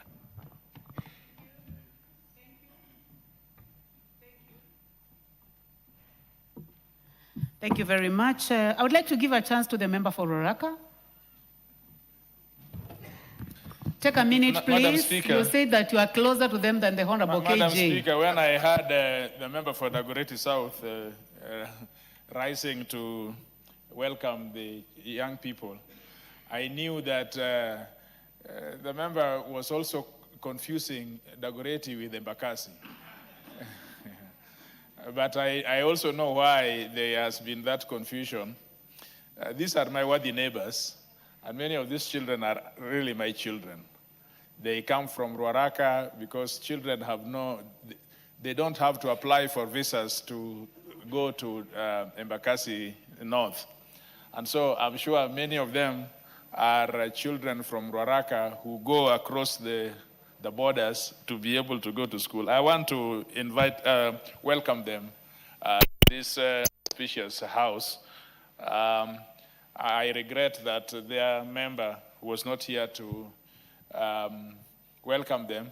I suspect he's still dealing with issues to do with courts and convictions and judgments related to CDF funds and so on. But the young people are growing fresh. And I would just want to let them know that they should stay away from things which would make them suspect of law. They should learn very good things from leaders, but things which they should stay away from are things which can reduce their interest and capacity to be able to develop. And so you can see the best from Embakasi North, the best from Ruaraka. And I want to say that some people think that if you go to school in informal settlement, that you get less education because you are just informal in settlement. We in the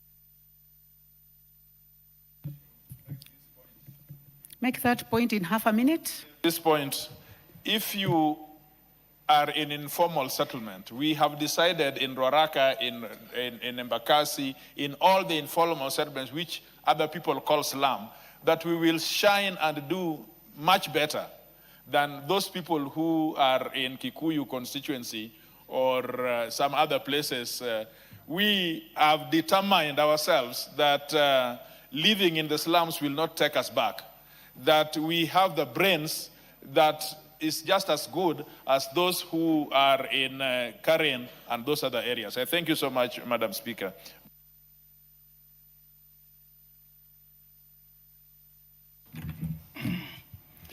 Thank you very much, Madam Speaker. Madam Speaker, let me join my colleagues also in welcoming youngsters who are coming to Parliament this afternoon to follow the proceedings. When we say that the future is bright and you are the leaders of tomorrow, we indeed mean it as your representatives in this House.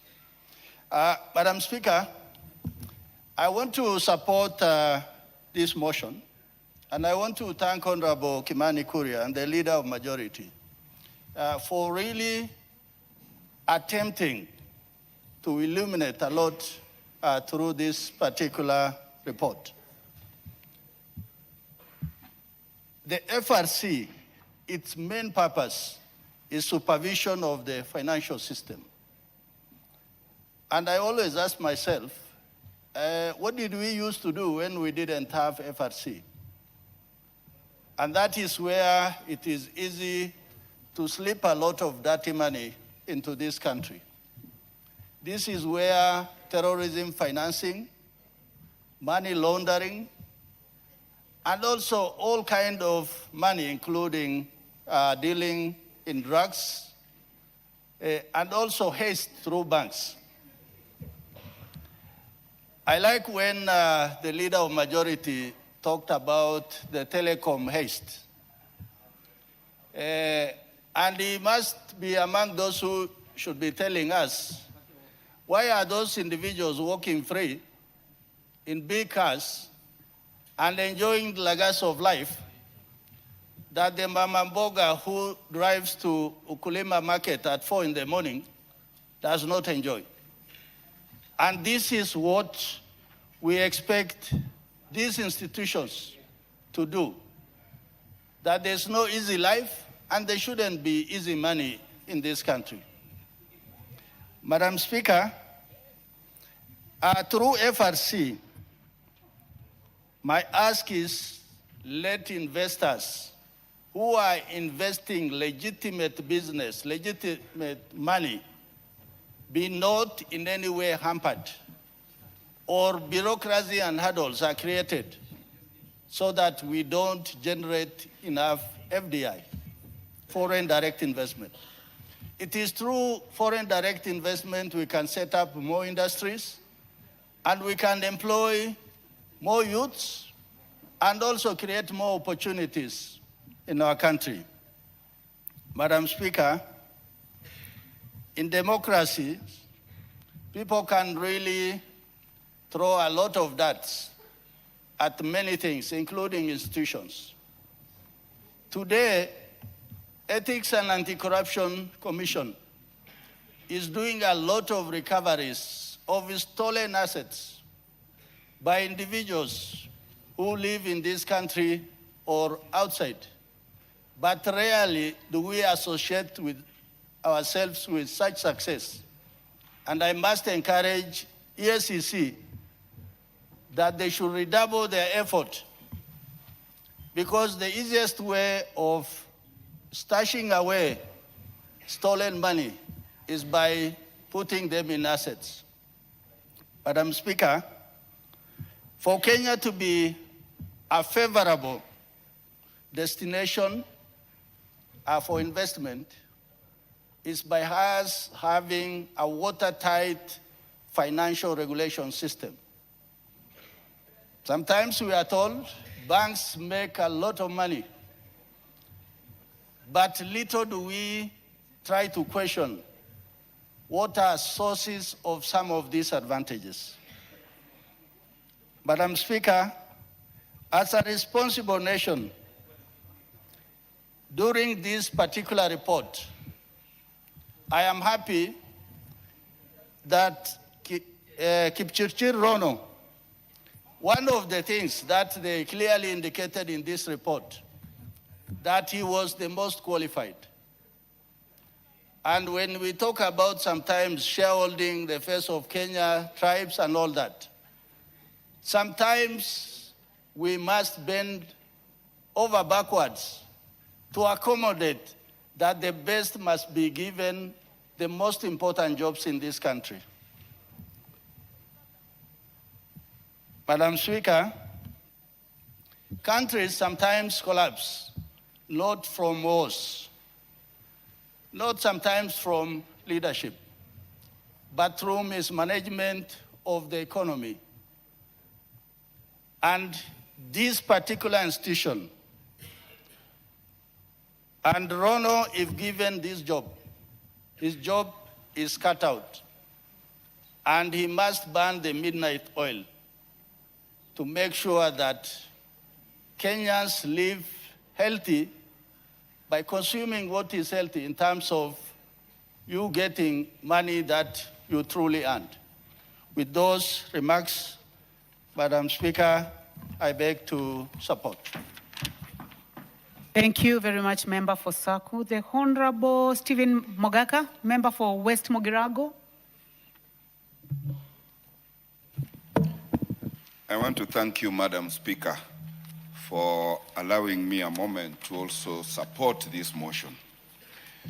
Mr. Speaker, financial management and flows internationally is a matter of key concern. The person we are discussing and recommending for appointment carries with him academic credentials as well as hands-on experience that matches the responsibility that that he is being appointed to. As a banker, I am witness to people having money they have not earned. In fact, whatever we call corruption is really basically somebody getting what they do not deserve. And while my students are listening, I want to challenge the incoming appointee that we cannot be in a country where people suddenly become very clever and very rich. There must be a matching of one's academic or human capital to the earnings that they attract. Because we cannot live in a country where qualified people do not get jobs or challenges or opportunities that match their responsibility. And you find that there are upstarts who brag around that they have acquired so much wealth, so much so that even if you didn't go to school, it doesn't matter. Mr. Speaker, Madam Speaker, I want to congratulate in advance this nominee for having gone to study at the university. And you know, in Kenya, there is only one that we call the university. I'm also proud that he has gone for his master's in law in a college that is renowned for its financial training, and therefore he is properly tooled for the challenges that he is going to face. I am going to challenge the nominee that upon assumption of office, we want to see him and the institution he is heading cracking, particularly on governors who have made the county budgets that are allocated to our counties look like their personal property, personal bank accounts, where they lavishly draw funds and give no service to the citizens. Madam Speaker, looking at the challenges that the nominee is going to face, particularly at a time when we are going to go through a general election, I want to urge the institution that is going to head that if there is one time that we need to crack on those who are intending to flow money into this country to interfere with the free, fair, and transparent election, that this is the time we need that institution to crack. Because we are aware that some conmen are already opening supermarkets as an infrastructure to do money laundering. We know some who are doing transport business, which we know the margins that are found in the transport sector, but clearly the intention is to try and pretend that they have collected fares from the road to justify the illicit money they intend to flow into this country to interfere with a very noble calling by Kenyans to determine who their leaders are going to be. Madam Speaker, I cannot say more because this gentleman's credentials speak for themselves. His track record speaks for himself, and I do support his nomination and appointment to this noble assignment to help bring sanity to the financial management in this republic. I beg to support. Thank you. The Honorable Kwenya Thuku, member for Kinangop. Thank you, Mr. Speaker. Madam Speaker, sorry. I take this opportunity first to support the report by Finance and National Planning Committee on the nomination and appointment of... Honorable Kwenya, you know you are seated next to the chair, Kewopa. And you just said, Mr. Speaker. Yes, I forgave the Honorable Mogaka, Steve. He just kept saying, Mr. Speaker. I assumed that he had not realized that the substantive speaker had left the seat. But now I'm not going to forgive you. Madam Speaker, especially when you are seated to the next to the chair, yes, Kewopa. I've sought your forgiveness and apologize on the same. I think that was just an oversight. But having said that, Madam Speaker, I wish to support that report by Finance and National Planning Committee on the appointment or the nomination of Mr. Rono to oversee this institution. That is the creation of Proceedings of Crime and Anti-Money Laundering Act of 2009 to make sure that all the monies that get into our system is money that is legitimately earned, and to avoid any form of proceeds of crime infiltrating our economy. Madam Speaker, in the recent past, it is so easy for the investigating authorities, especially EACC, to trace down and see how much money an individual is making, banking, and even transacting into business, so that then we kill this culture of pilferage and theft. Our public institutions have suffered in the past, whereby people have been able to pilfer money, and by pilfering, they were able to put money through the system, through the banks. They were able to buy properties and all that stuff. But today it is very difficult because there's a big brother who is watching to make sure that every coin that gets into a system gets through the legitimate route.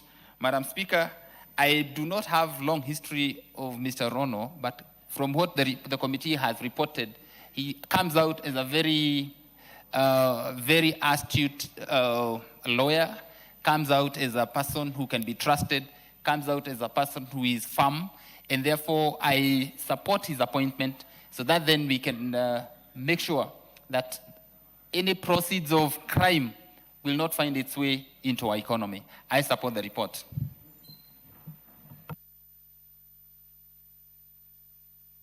Bokeje, anything out of order, or it's a strategy to... No, I had not called you. Okay. It is the turn for the Honorable Member for Bondo. I'll come to you. Thank you, Madam Speaker. Madam Speaker, while I rise to support the report of the committee, I want to say two things. Number one is that in the last 10 years, banks have had to deal with very many problems, and they've had to bring or to forward these many problems to individual account users. They come up with all manner of restrictions in terms of how much money, for example, you can withdraw, how much money you can spend, how many withdrawals you can do in a given period of time. All this because of the issue of the extent at which money has been moving, the financial systems that we have. You see, there are very many things that happen at the individual level.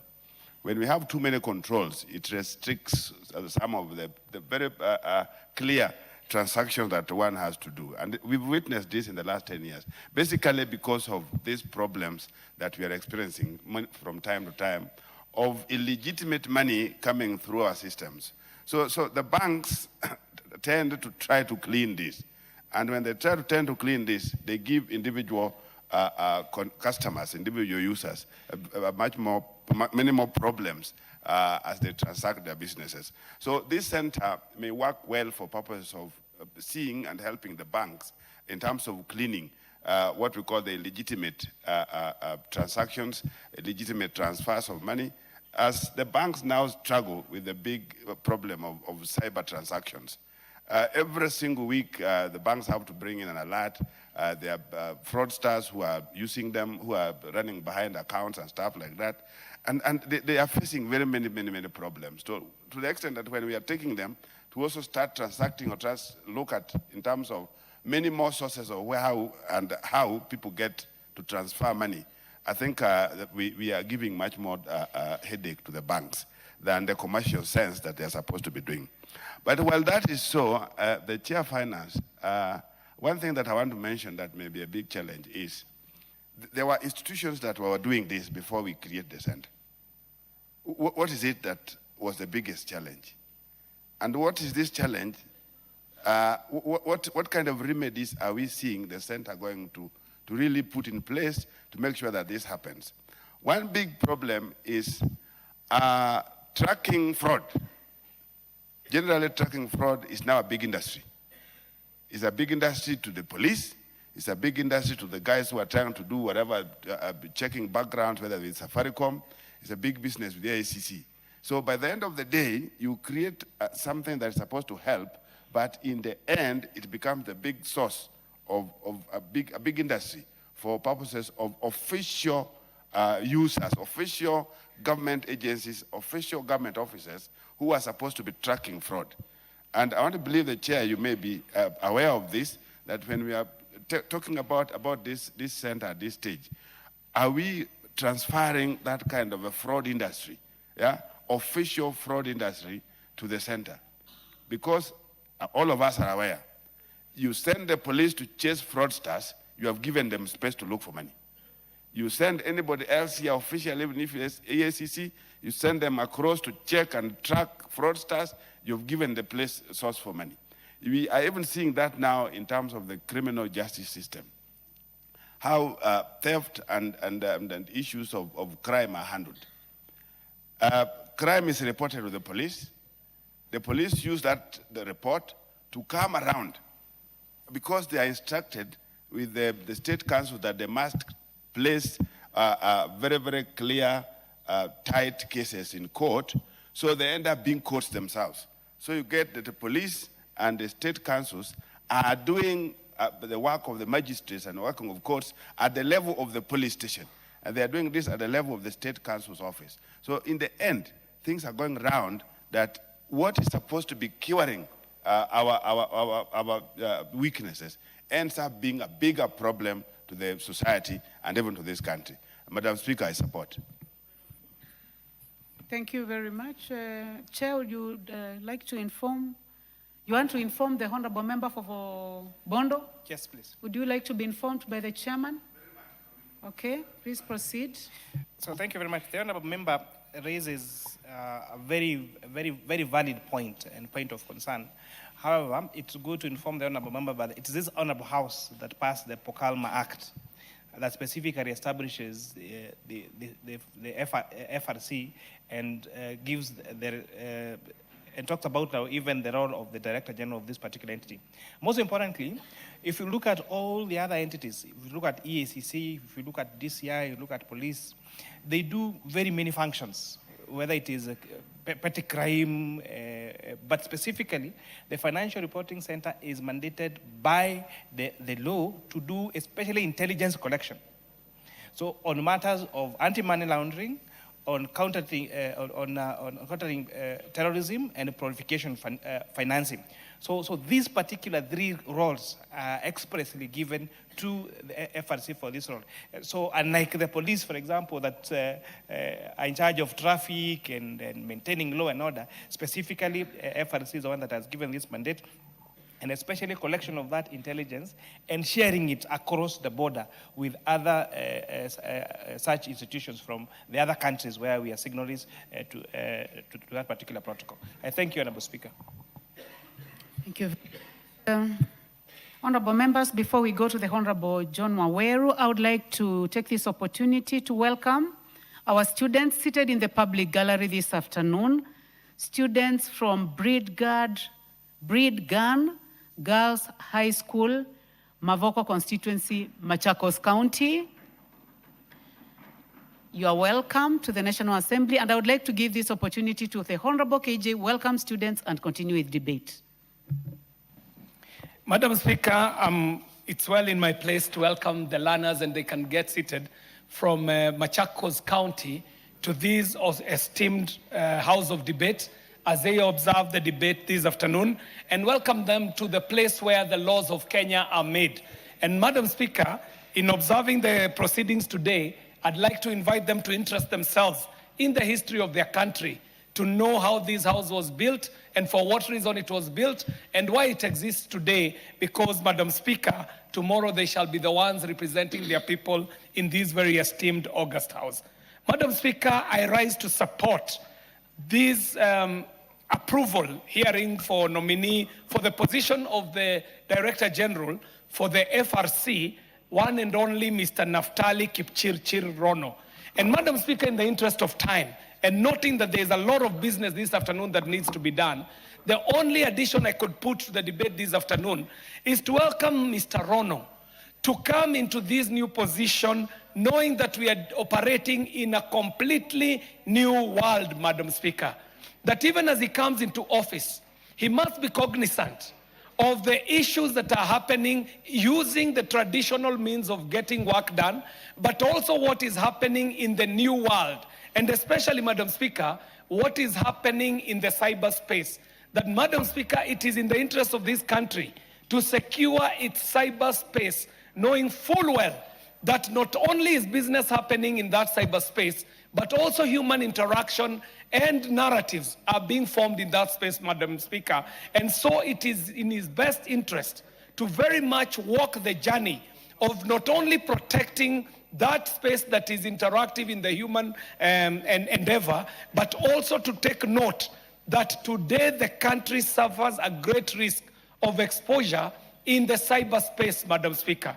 And speaking about that, Madam Speaker, I want to invite Mr. Naftali, as he comes into office, to take cognizance of what is happening in terms of the cyber currencies, Madam Speaker, and the fact that as a country, we might not have any other option but to consider how we move from fiat monies and come into this new world of cryptocurrencies and all these other cyber monies, but they shall also be requiring securing, Madam Speaker. Also importantly, Madam Speaker, in that space, he also has to be conscious of how much trading is happening, even internationally, in the black market, using the new spaces of cryptocurrency and so on, Madam Speaker. So, Madam Speaker, all I needed to say is a big congratulations to Bwana Naftali Kipchirchir Rono. I know that he is up to the task. Looking at his CV and his line of career, I know that he shall be a fitting Director General for Financial Reporting Center, and all I want to do is to welcome him to a financial reporting center that is fit for purpose for the world today. That he must also consider that beyond the fiat money, there is a lot that is being transacted in the cyberspace, and he has to be conscious to that reality, Madam Speaker. And with that, I do support the approval of the nominee for the position of Director General at the Financial Reporting Center. Thank you very much, Madam Speaker. Do you have a point of order from the member for Laikipia? Was your hand up? Okay. So the Honorable Wilberforce Oundo. Thank you, Honorable Speaker. Madam Speaker, I'm gender sensitive. You know, last time we used to joke with the other speaker that Madam Speaker, sir, but here I'm very well aware. Honorable Speaker, allow me also to support the report by the Chairperson, Departmental Committee on Finance and National Planning, in its recommendation to approve the appointment of Mr. Naftali Kipchirchir Rono as the Director General of the Financial Reporting Center. I have been convinced by my colleague, the MP for Gishugu, that he attended with him class, the same class. At least now there is irrefutable evidence that he went to school. And he just did not go to school, he went to the University of Nairobi, because there's only one university, the rest are there as constituent colleges, masquerading to compete. Honorable Speaker, as I stand here, Honorable Speaker, yes, over what is the out years, of order, Chairman? Chair Finance, what is out of order? Madam Speaker, is the honourable member in order to call all the other universities apart from University of Nairobi constituent colleges, Honourable Speaker? There are some of us in this house who went to other serious universities like Kenyatta University for our first degree. So you cannot just because you went to a university in town here, now Yes. dispatch all the other universities, Honourable Speaker. Yes, he's completely out of order because yours truly, seated on this seat, is a product of Kenyatta University. And the Honorable KJ and the Chair Finance and the Chair Kewopa. So you are going to be in a lot of trouble. You are completely out of order. Can you withdraw? I want to give you a chance to withdraw. These students will go, some will go to Laikipia University, others will go to Kenyatta. So when you talk about there, you are discouraging our students. So please withdraw. Thank you, Honorable Speaker. For those of us who have been here a little longer, the first university in this country was the University of Nairobi.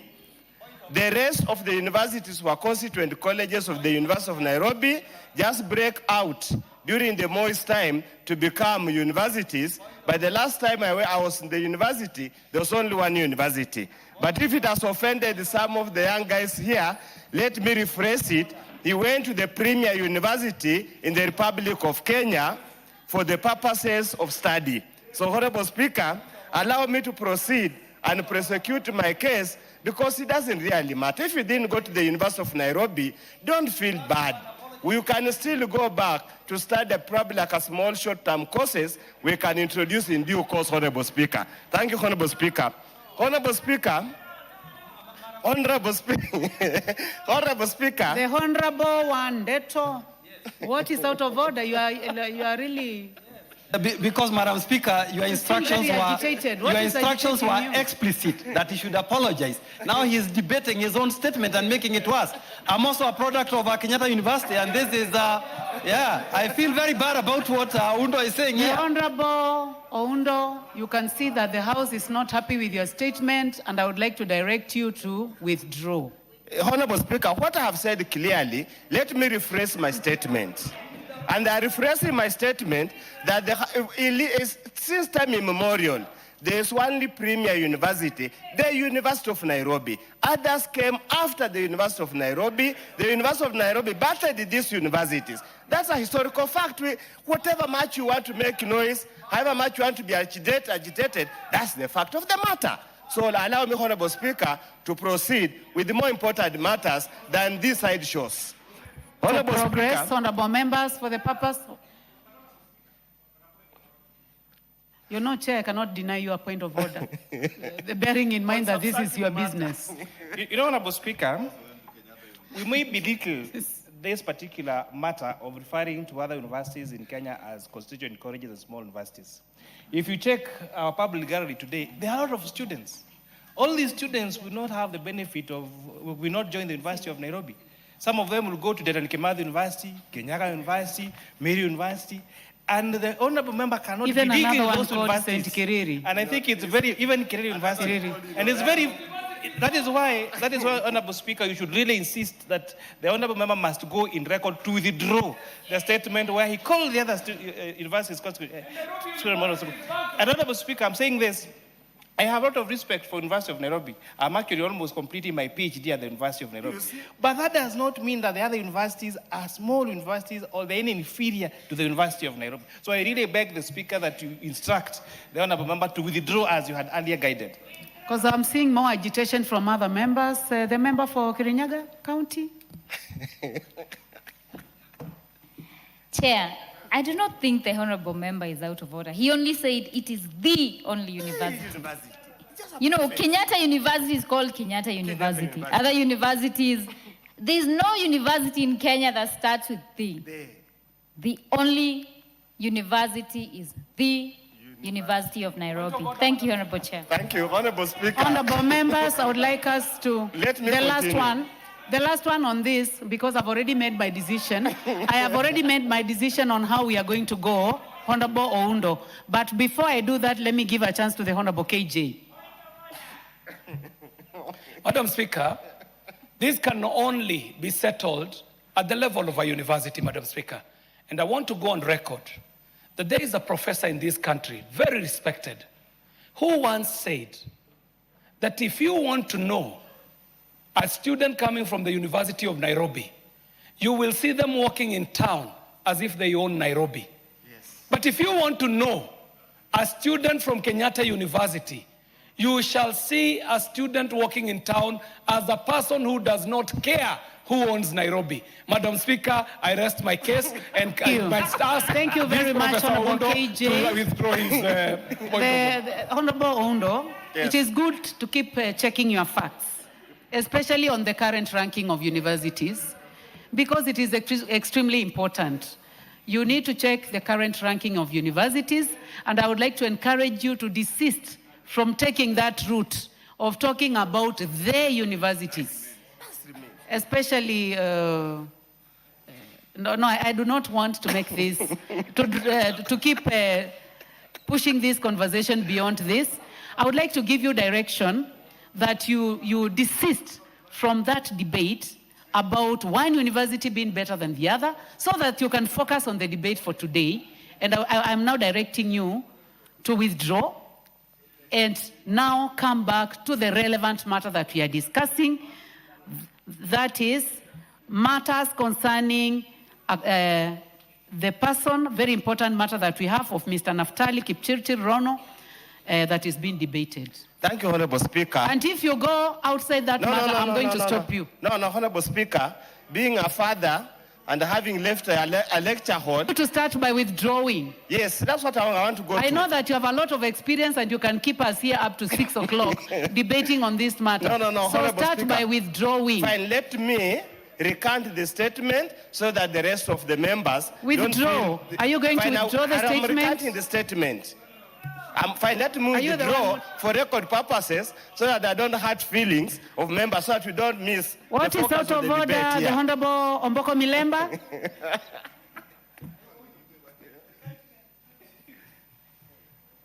Honorable Speaker, education is an equalizer.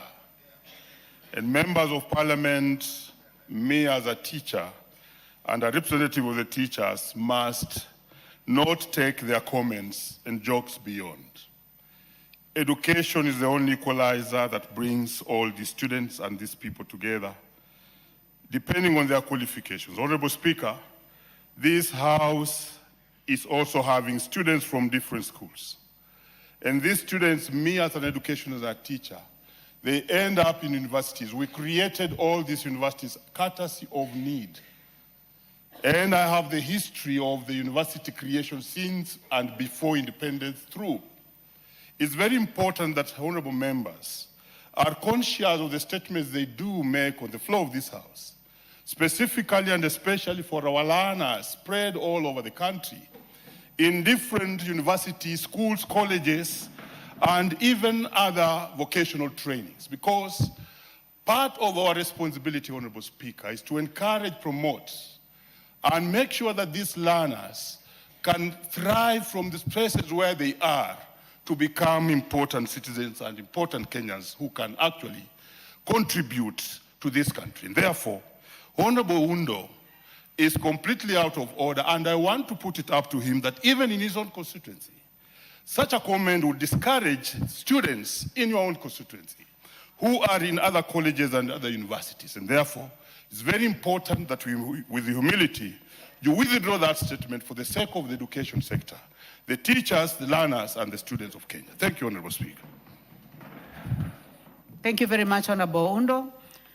Thank you very much, Honorable Omboko Milemba. The Honorable Oundo. We had read across that chapter, Honorable The Speaker. Honorable Oundo, I would like you to withdraw the statement that you made. I did, Honorable I would like Speaker. you to withdraw. Fine, I withdraw. Thank I you. already done that. Proceed. I already done that. Honorable Speaker, many of us remember the Golden Bag financial scam. Many of us remember so many other scams, Anglo-leasing scams. And I think it was out of this wisdom that the Act of Parliament, Process of Crime and Money Laundering Act, was enacted. Honorable Speaker, all my time has been taken by interjections. I will need to be given my time to prosecute my case. Thank you, Honorable Speaker. It was on this understanding that the Act was promulgated, enacted, and became operational. Honorable Speaker, one of the facts that can actually slow economic growth is illicit financial flows. It's illicit movement of money from one point to another. It is on this basis, Honorable Speaker, that the Act created the Financial Reporting Center. Honorable Speaker, over time it came into effect in 2012. Probably it's time to start asking the question, what has been the hits and the misses? Honorable Oundo, your time is up. Your time is up. The Honorable Rueda Obo. The Honorable Rueda Obo.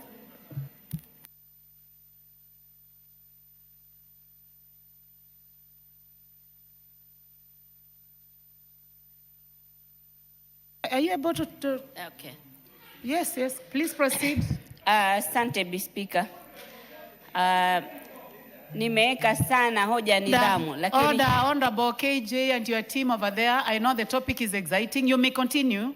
I'm not telling you to disperse, but please, if you have to consult, consult in lower tone. Proceed, member for Lamu East. Speaker, nilikuwa nimeweka sana kwa sababu ya hoja ya nidhamu, lakini sasa imepita na wakati. Nachukua nafasi hii na mimi ya kuunga mkono. Asante Speaker. Bana. Honorable Wandeto, member for Tetu.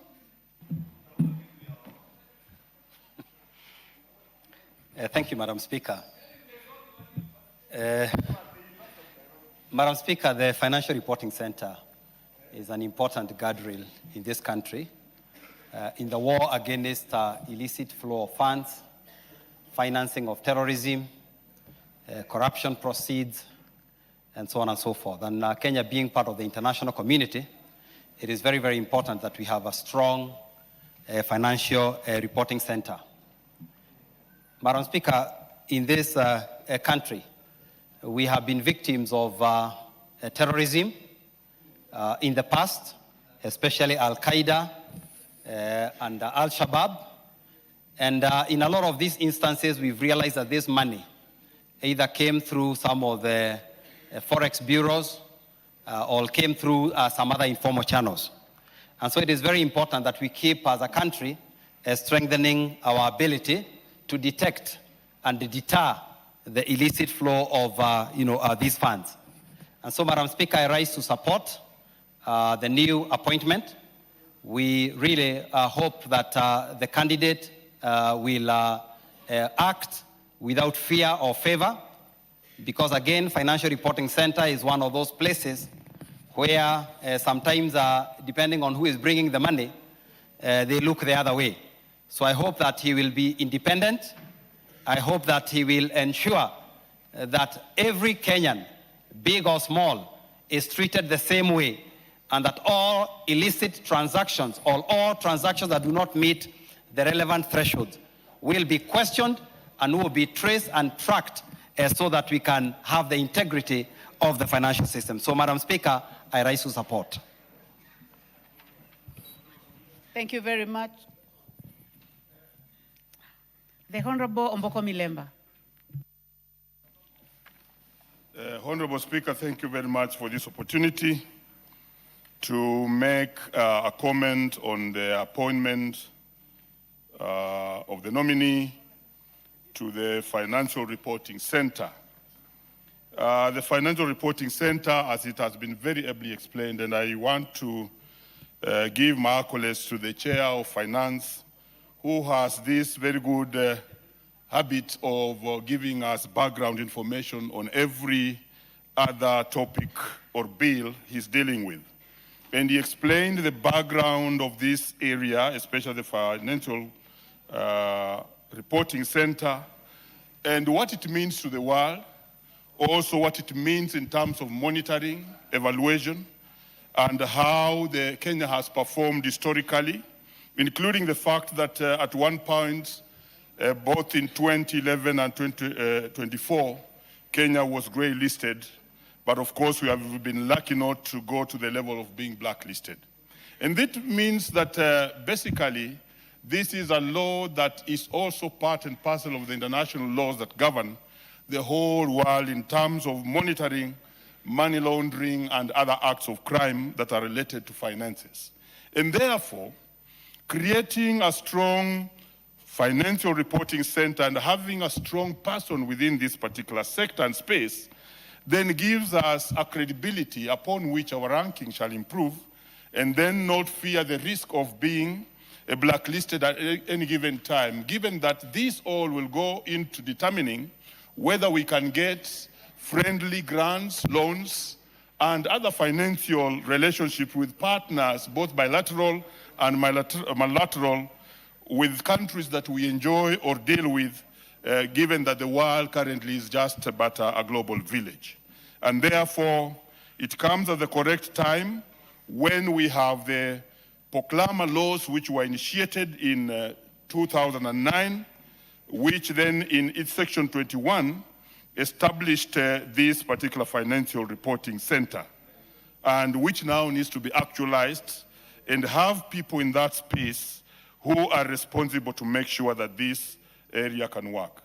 Honorable Speaker, this center has several functions which are not limited to assisting in being an independent body to look at the proceeds of crime, to look at combating money laundering, to look at terrorism financing, to look at proliferation and financing of these terrorism acts.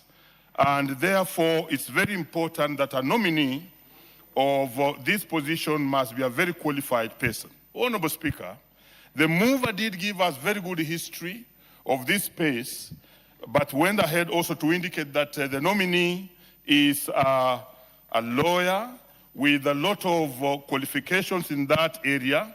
But we further got from the seconder that he has also worked in this space as an investigating agent of such a crime that are related to finances.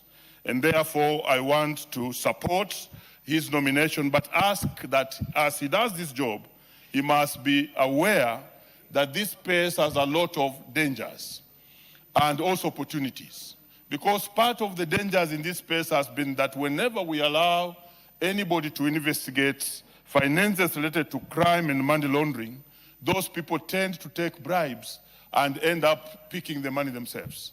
I want to believe that then this will not be an office which will then pick up that bad kind of behavior which has been possibly occurring in other agencies within the country, so that they are now translated to his office. He must be a person of great integrity to make sure that he lives to the standards of not protecting the sector, but also protecting the country's image, given that this is under national law in this particular area. Well, I also want to indicate that the nominee should be able to do his work very well so as to make us proud. Honorable Speaker, I beg to support the nominee. Thank you. Do I have a, yes, what is out of order, member for Tharaka? Thank you very much, Honorable Speaker. Really, there isn't anything out of order, but having listened to the contributors of this particular motion and the overwhelming support, I rise under Standing Order number 95 and request that the mover be called upon to reply. Honorable members, I would like first to establish whether it is the mood of the House that I call upon the mover to reply. And now I put the question, whether it's the mood of the House that I call the mover to reply. As many as have that opinion say aye. As many as have a contrary opinion say nay. The ayes have it. So, mover to reply.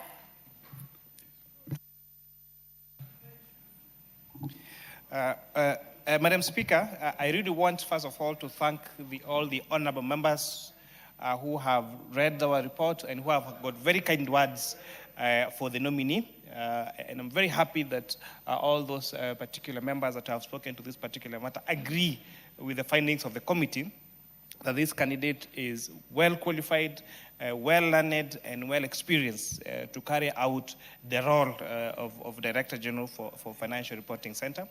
And Honorable Speaker, I think he also brings this diverse skills, having worked in various institutions. Having worked with the National Intelligence Service. That means it's not someone who is new in the security space and in the intelligence space.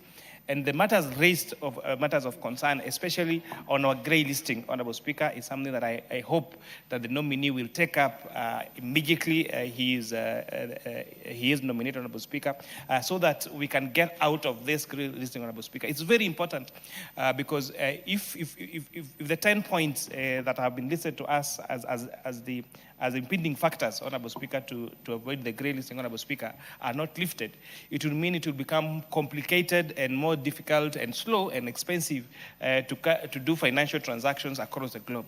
Honorable Speaker, you'd be surprised at the amount of trade, or global trade, Kenya is doing. Yeah?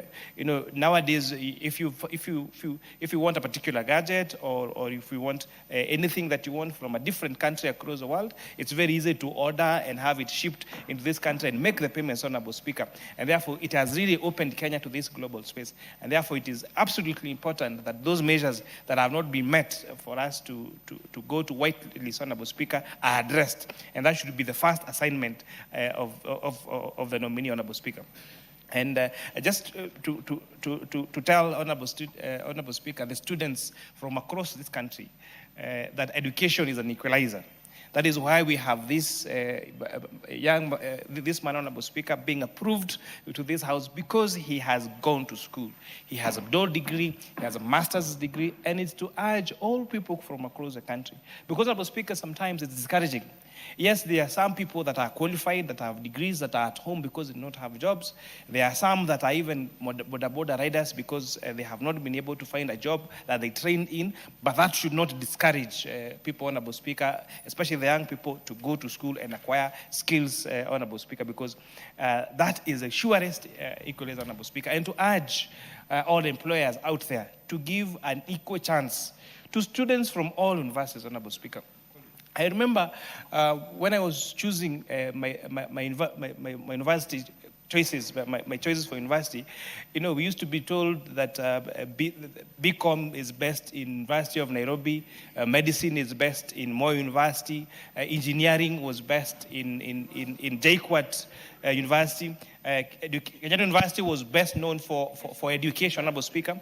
But what you've done with all these universities across the country, Honorable Speaker, they have increased capacity, they have increased lecturers, they have increased the infrastructure that is needed. And therefore, even that students from Kenyatta University, that students from Dedan Kimathi University, or from Mary University, or from Embu College, or from Moi University, every student in a high institution of learning should be given an equal chance, Honorable Speaker, because the courses that are being offered there have been credited by credible accrediting institutions, Honorable Speaker, and they will possess the requisite skills for the job that's going to be advertised. So it's really to urge our employers to be fair and to give an equal chance to everyone. With that, Honorable Speaker, I beg to reply. Thank you. Honorable members, I now put the question that taking into consideration the findings of the Departmental Committee on Finance and National Planning in its report on the approval hearing of a nominee for appointment as the Director General of the Financial Reporting Center, laid on the table of the House on Wednesday, 11th February 2026, and pursuant to provisions of Section 25 of the Proceeds of Crime and Anti-Money Laundering Act, POCAMLA, Cap 59A, and Sections 3 and 8 of the Public Appointments Parliamentary Approval Act, Cap 7F. This House approves the appointment of Mr. Naftali Kipchirchir Rono as the Director General of the Financial Reporting Center. As many as of that opinion say aye. As many as of a contrary opinion say nay. The ayes have it. Next order. Order number 12, the Industrial Training Amendment Bill, National Assembly Bill number 50 of 2024, second reading, resumption of debate. Thank you very much, honorable members. This is resumption of debate. The motion had already been moved and seconded, a question proposed. So those who are interested, kindly go to the intervention button. I'll start with the member for Undanyi, the Honorable Mashako.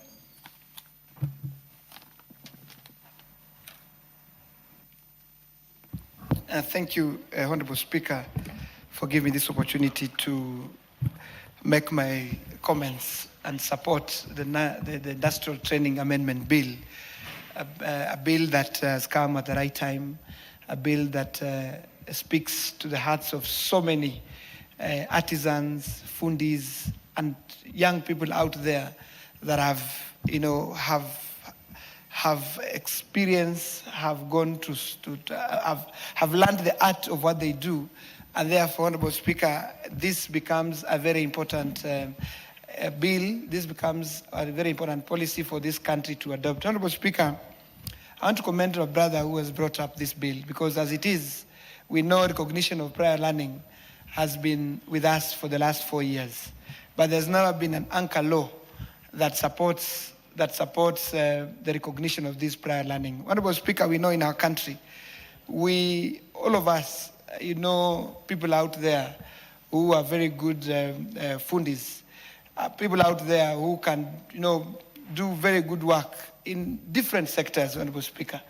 And these are young people, people who have had this doing their trade for the last many years. But unfortunately, Honorable Speaker, they don't get same treatment when it comes to seeking employment. They don't get same treatment when it comes to government giving opportunities to its own people, Honorable Speaker. And therefore, Honorable Speaker, First time when I was vying as a member of parliament in 2017, I had an engagement with the tradesmen, fundis in my constituency. And every meeting I had with them, they would complain that when it comes to being recognized by even National Construction Authority, for instance, they will not be allowed to in some construction sites, Honorable Speaker. And therefore, Honorable Speaker, it was a big issue. We went to NITA, National Industrial Training Authority, to try to accredit these young men and the fundis in my area so that they are able to be recognized by National Construction Authority, NCA. But it was very difficult, Honorable Speaker.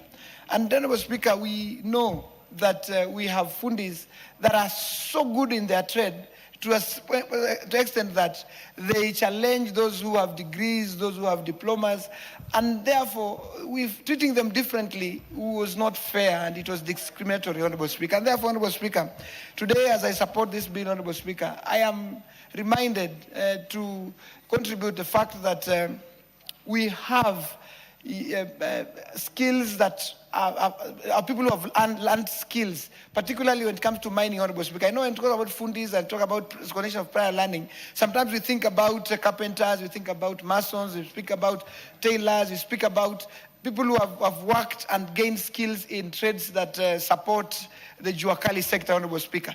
But we also have young people who have given all their lifetime, they have given their time in doing artisanal mining, Honorable Speaker. And therefore, even as we pass this bill today, we must also recognize those people who have been doing artisanal mining as experts in that field. So that, therefore, Honorable Speaker, when we accredit people who are doing mining and who have been doing mining for long, we're able to give them an opportunity to get employment when it is necessary. We give them an opportunity to even to teach others in our TVETs, Honorable Speaker.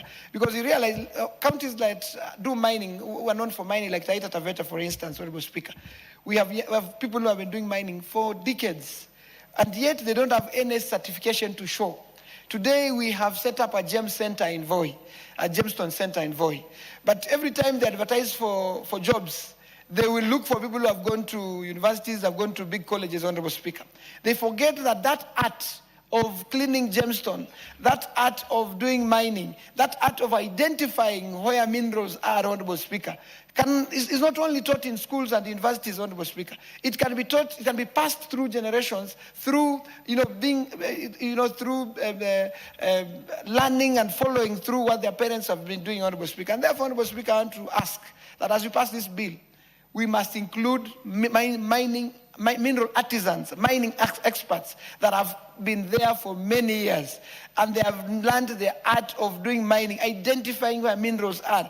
Honorable Speaker, you'd be surprised in where I come from.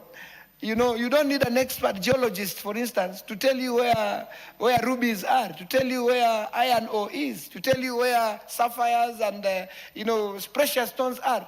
Young people who have been there for many years can be able to tell you, without bringing an expert, a geologist, they can tell you exactly where you can find rubies, where you can find green garnets. And therefore, Honorable Speaker, this recognition of prior learning is so important for counties like mine, so that the young people of our place can be given an opportunity to even get jobs in the State Department for Mining, for instance. Can be treated equally to those who have gone to universities and colleges. Can also get opportunities to even teach in our TVET institutions, Honorable Speaker. I will tell you, Honorable Speaker, like the Taita Taveta National Polytechnic, they have started geomology center and a school for mining. But I'll tell you, Honorable Speaker, those who are teaching in that institution may not be experts more than the people who have been doing this work many years. So therefore, Honorable Speaker, this recognition of prior learning, this bill that we are passing today, must embrace all other sectors, not just a few sectors. And I'm standing here to defend the mining sector, so that then these young people can be recognized and given certificates and given everything that they need, and not only just certificate to show that they are experts. I think the qualification authority as well needs to look at an element where, if I am an expert at a level, I should be given a matching certificate, even if up to a degree level. So that then when I compete with that person who has gone to university, I can prove that I have what it takes to get the same job that person who goes to university is getting, Honorable Speaker. And as I see it, Honorable Speaker, I want to relate this with what is happening in our TVET institutions. Today, Honorable Speaker, there has been a lot of confusion in our TVET institution. There have been changes in curriculums every so often that today we do not understand what is happening in our institution, in our TVET institution, Honorable Speaker. Today, Honorable Speaker, if you go to those national polytechnics and TVET institutions, you are told that the students that join these colleges to do diploma courses, that a course that will take 3 years, it has been changed to be done through modular, through 1-year certification, which is a good thing. But the information dissemination is not happening. Parents do not seem to understand what is happening in our TVET institution. And therefore, Honorable Speaker, there's been a lot of confusion in our TVET institution to a level that students are getting out of school because they joined the institution knowing that the family household was supposed to pay a certain amount of money, household contribution. But today, Honorable Speaker, government has failed to give its capitation. The sponsorship that the government had promised is no longer going to our TVET students, Honorable Speaker. What government had promised as help is not going to our TVET institution, Honorable Speaker. And therefore, Honorable Speaker, there's a lot of confusion. There's a lot of dropouts in our TVET institution to a level that, Honorable Speaker, I'm sure you are a member of parliament like myself. They're really pursuing us to offer them more funding for bursaries because government is not paying their capitation and loans. And therefore, Honorable Speaker, I want to say that as we support this bill, as we talk about prior recognition of learning, Honorable Speaker, we must also call the Minister of Education into order, the PS TVET, to bring sanity in TVET institutions, particularly when it comes to curriculums, and for the Ministry of Finance and the funding agency of government, HELB and the rest, should give money to help to students of TVETs, similarly as they are giving to university students, Honorable Speaker. I beg to support as I see. Thank you, Speaker. Thank you, Honorable Mwashako. Why are you doubting that I'm not a member of parliament? I am. Very well spoken. Let's have the Honorable Wilberforce Oundo. This time you must really use your time well. Proceed, Honorable Oundo. Honorable Speaker, I'm very passionate where I went to school. And whatever I do, I'll always make reference to the place. And that's what I was telling the chair for planning, that probably found it not complete until he has gone somewhere. But that's besides the point. Honorable Speaker, we are still on the matters of education and training. Let me also stand on this floor this minute to support the Industrial Training Amendment Bill 2024, brought by our good colleague, Dr. Ron, the incoming governor of Kisumu County. Honorable Speaker, and let me start by giving a very interesting, 2 stories so that I can put the matter into context. When Funyula constituency was awarded the affordable housing program and has changed the landscape at Alema, when the Chinese came, they called for workers to come and work, technicians to come and work, builders, electricians, what. Honorable Speaker, many turned up. So when they were asked, can you give us your certificates? Many of them said, I don't have a certificate, but I built from Mheshimiwa's house and still standing. The Chinese asked, how do I know I never saw you building the house that is still standing up to now? The Chinese said, the only way you can know that you know how to work, first of all, before you enter here, give me any certificate that proves that you have gone to school to know how to build. But many of them tell them, even time immemorial, before even colleges came, we used to build our houses. Some are still standing up to now. We didn't have certificates. So it was a very good debate. Eventually, we had to rely, bring papers. Honorable Speaker, me and you know, these horse or djembes just came to Kenya the other day. For many years, we used to smelt iron ore and make horse and all tools and implements. Nobody was ever taken to any school, formal school, to learn those kind of skills. Yet they used to produce those tools and equipment that sustained economic livelihood. There are many instances where many people do not go to formal schools or formal training institutions to gain the skills to perfect or hone the skills they already have naturally. I remember, Honorable Speaker, when I went and encouraged some boys, young boys, to go back to college, Bumbe National Polytechnic, when we had the skills acquisition program and the NGCDA formula, many of them told them, Mheshimiwa, me, I'm used to getting 300 every day. To tell me to go back for 3 years, how will my children eat? How will I entertain myself after work? I can't do it. But I know the skills. Let me go. That's why we remember Azimio under the infatigo Baba Raila Amolo Odinga had a proposal in their manifesto that upon election they'll centralize or institutionalize this program of recognition of prior learning. And it is without doubt that whoever has brought it is a member of ODM party who has brought it, who understood the legacy, the ways of Baba Raila Amolo Odinga. That's why when we stand here, we must celebrate him through the spirit living through and flowing through Dr. Auron. It has been brought here. Learning never ends. Learning should never only be in formal system. I sincerely support this bill wholeheartedly, and I pray and hope that we'll see the end of the day and get it completed, and then ask the relevant institutions, specifically NITA, and indeed one of the clauses, clause 3, the purpose of the bill says, establishing a system and a structure that assesses and certifies a person who has acquired skills through informal, non-formal, or experiential training or education, any vocation, trade, or craft. The problem is the bureaucracy, Honorable Speaker. We hope they'll make it so flexible and they'll not make it so bureaucratic to a point that this young person, this old person who has learned a skill over time, will find it cumbersome, onerous, and a punishment to go through the system of certification. We do believe and hope, probably we should have even included further, that within 6 months of the enactment of this bill, the Cabinet Secretary in charge of technical training will bring forth regulations to put into effect these particular amendments in the law.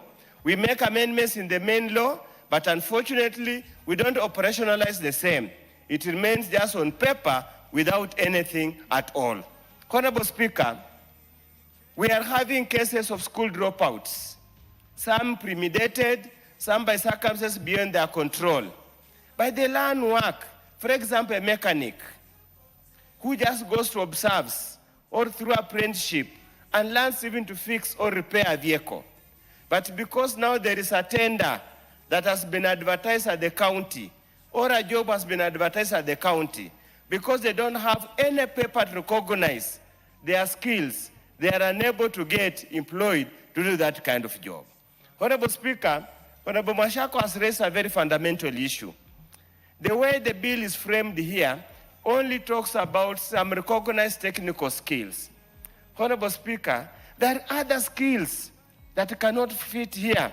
Honorable Speaker, there are master brewers of local brews down there who brew brews that make people happy. They sit and as they discuss, and at the way President, the lovable President Uhuru Kenyatta said, Uji after work. Those are kind of things, yet they cannot get a license. KEBS cannot license them. We need to have such kind of skills also. This bill should be expanded to look for all skills that produce something that people can see, can enjoy, can use. Honorable Speaker.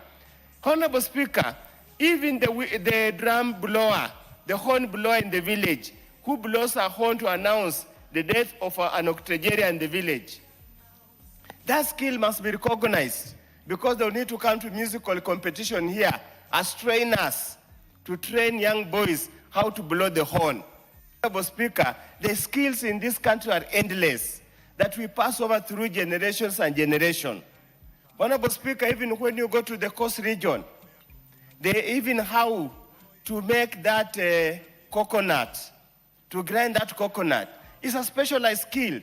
If you see the way the lady sits on that stool, you feel there's an art here, there's a science here. It's not happenstance. It is trained through over time. So that's why we call upon that we need to move forward and get this good thing. Honorable Speaker, as I conclude, as we go to the elections, many political formations will come up with manifestos. This was one of the key planks of the Azimio manifesto.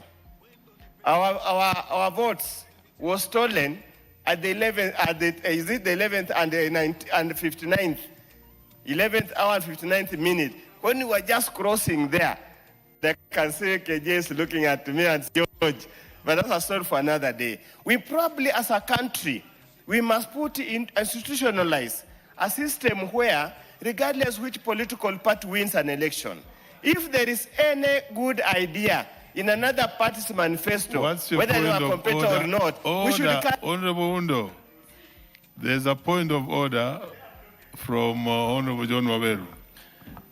Mr. Speaker, this is a house of record and it is a house of facts. Mr. Speaker, the issue that has been raised here is a contentious issue that has to do with an election result. And we all know what happens when an election result is contested. There are avenues for contesting that. And in the case of that election, Mr. Speaker, this was prosecuted to the highest courts of this country. And Mr. Speaker, we know what the outcome is. So Mr. Speaker, other than being a campaign tool, it is very clear who the winner of the elections of 2022 were in this country. And it should not be brought up in such a serious debate, and especially by a man of the caliber of Professor Oundo, who knows the place for such contests, Mr. Speaker. I did not intend to interrupt this debate, but I want it to go on record that that statement, as has been put, is totally out of order, Mr. Speaker. Honorable Undo, you may proceed because you have not also said who stole. It could have been the birds. Proceed. That's a debate for another day. Another day. In any case, the NADCO report and the 10-point agenda establishing this amorphous thing called broad-based has got reference to opening up the server. And it's not, I'm not talking about Honorable Undo, server. Let me had conclude. given you a chance to proceed. Honorable Speaker, let me conclude by saying I was raising a very fundamental point that many of these political formations have got very excellent manifestos. Some of the parties win, others don't win. As a country, we should find a way to institutionalize a process that after the election, we can sieve the various manifestos, the various good ideas, coalesce them together, and let's move on as a country instead of just being stuck in one level. Just like particularly this one. This was an Azimio manifesto, and I'm happy there's a kind of across the side approval or support for the bill, and we just hope that we'll proceed to the end. And I hope, Honorable Speaker, when the certificates are issued, any certification, it should be neutral certification. I remember, Honorable Speaker, when I was at the University of Nairobi as a lecturer, and then there was that time of parallel students. Their registration numbers was completely different from the regular students. And that it used to traumatize and actually isolate these students from the rest of the students. So obviously, we do hope the certificate will be what I want to call a universal neutral certificate that does not point that this one knows this skill, this one knows this skill. But probably, Honorable Speaker, as part of the assessment and certification, the student or the trainee seeking to get that certificate must also demonstrate a communication skills, communication proficiency.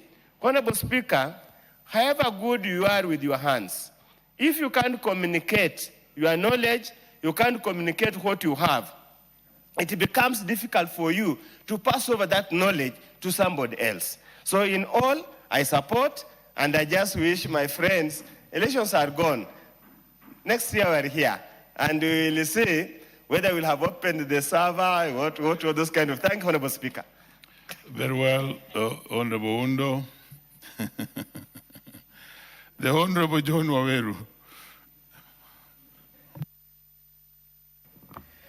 Mr. Speaker, I thank you.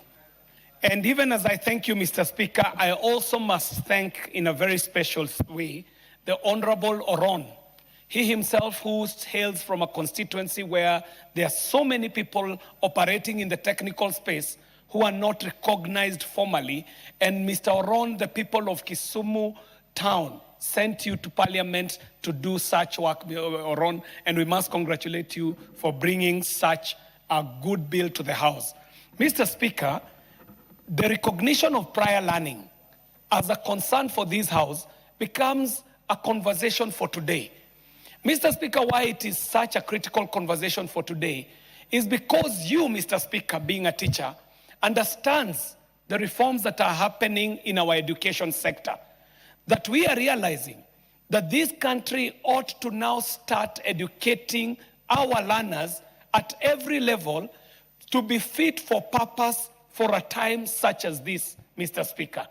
Mr. Speaker, this country has run into a tragedy of graduating very many people from formal education at different levels, whether it is at the level of high school or college or university, people who have been graduated with formal training to be absorbed into the white-collar jobs, but those opportunities do not exist. So, Honorable Oron, we stand to support this proposal that you bring here, that this House ought to now concern itself with this issue of prior learning recognition so that it is formalized in law to an extent that we are now able to address the issues that are coming up in the space of employment and youth engagement. Mr. Speaker, I hail from a constituency called Dagoretti South constituency. And it is very well known that this is a constituency that is awash with technical expertise. Whether that technical expertise is in the florists that you see lining up Ngong Road, all the way from City Mortuary to Karen, whether it is woodworkers, metal workers, the mechanics in Dagoretti Corner, all these people who have trained on the job to do these technical jobs but do not hold any certification. The tragedy comes, Mr. Speaker, when opportunities show up. For example, as we speak today, a meat cutter's job is extremely lucrative, even in foreign countries, Mr. Speaker. We know what is happening in Europe, Mr. Speaker, that the generation that used to work that was the working generation in Europe is dying off.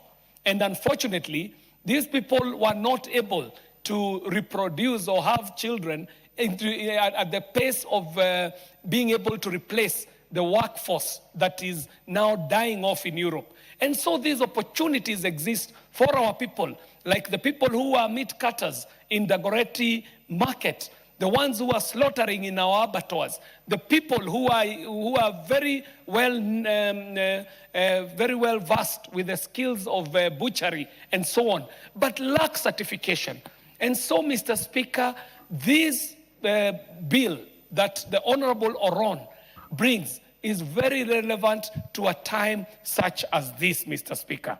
Mr. Speaker, my build to this bill, and I shall have my opportunity in the third reading, is that we must now tie it to what is already happening in our TVETs, so that when somebody needs a certification, they are able to represent themselves at Kinyanjui Technical, and they can be assessed for their skill level, so that they are able to be absorbed for a training or a certification that qualifies them for the space where and the skill level that they do have.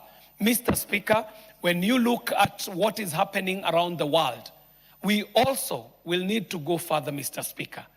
That even as we talk about technical training at the level of colleges, we must also look at our CBC education curriculum and tell ourselves, at what stage shall a learner's expertise be identified? At what stage shall a learner's strength be identified so that the learner can be trained along a line that is specific to their gifting and their interest. Mr. Speaker, I grew up at a time when we used to have technical high schools. They no longer exist, Mr. Speaker. But the place for the technical high school today, especially with the education system that we are calling CBC, is very much needed, Mr. Speaker. So much so that a learner at the youngest level of primary school or even junior high school can recognize a technical space and go specifically to study for either metalwork or woodwork or computers or these emerging technologies, Mr. Speaker, as early as primary school or even secondary school. Mr. Speaker, what the Honorable Oron brings to us is a conversation that is for a time such as this. That when we look at countries that are doing so well in the advancement, especially into this fourth industrial revolution, we are looking to the east and we can see what is happening in South Korea, Mr. Speaker. We are looking to the east and we are seeing the kind of training that is happening in China. We are looking into Europe and we are seeing the kind of technical education development that is happening in countries like Germany, Mr. Speaker. And Kenya is in a pole position to lead in the space of technical training, Mr. Speaker. One, we do have a youth bulge that we ought to turn from a calamity into an advantage. That the young people that we have today do not all have to take the line of academia. Because with academia, Mr. Speaker, you being a teacher, you know that with academia, the opportunities available for you in academia are in teaching, they are in lecturing in universities, they are in research. But not all our learners shall end up being in academia. So it is not in the interest of this country to have every learner go to university, Mr. Speaker. And in fact, what we should be looking at is reversing the drive that we had of converting our technical training institutes into universities, Mr. Speaker, because every learner must not end up in a white-collar job in this country. Mr. Speaker, when we look at what is happening in what is being called the fourth industrial revolution, we are seeing the great need for the technical subjects, Mr. Speaker.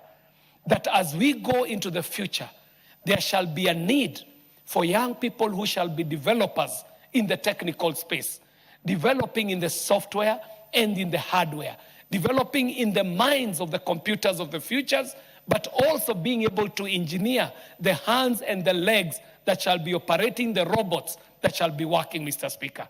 And the world that we are speaking about, Mr. Speaker, is not a far-fetched world.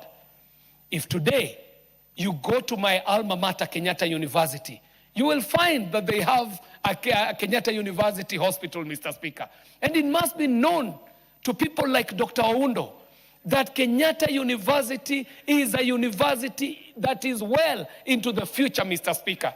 That as we speak today, Kenyatta University has a fully fledged hospital, referral hospital, Mr. Speaker. And if Professor Oundo was to go into that hospital, he shall find an equipment that is so specialized, known as the cyber knife. An equipment that is able to do surgery without any intrusion.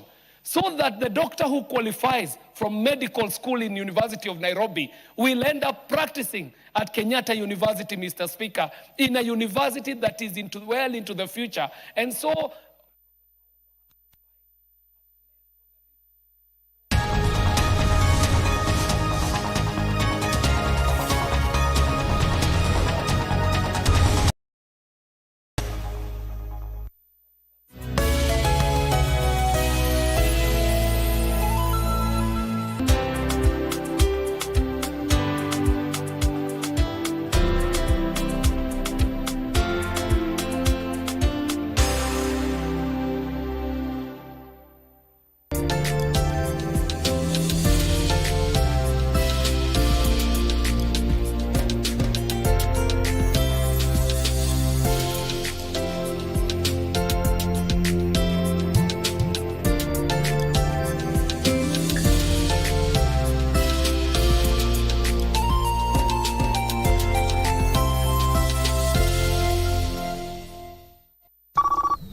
Halo, nani mwenzangu? Yes, hello. Jambo kiongozi. Unaongea na Simon na tumeona hii shamba yako iko na nafasi nzuri sana ya kuwekelea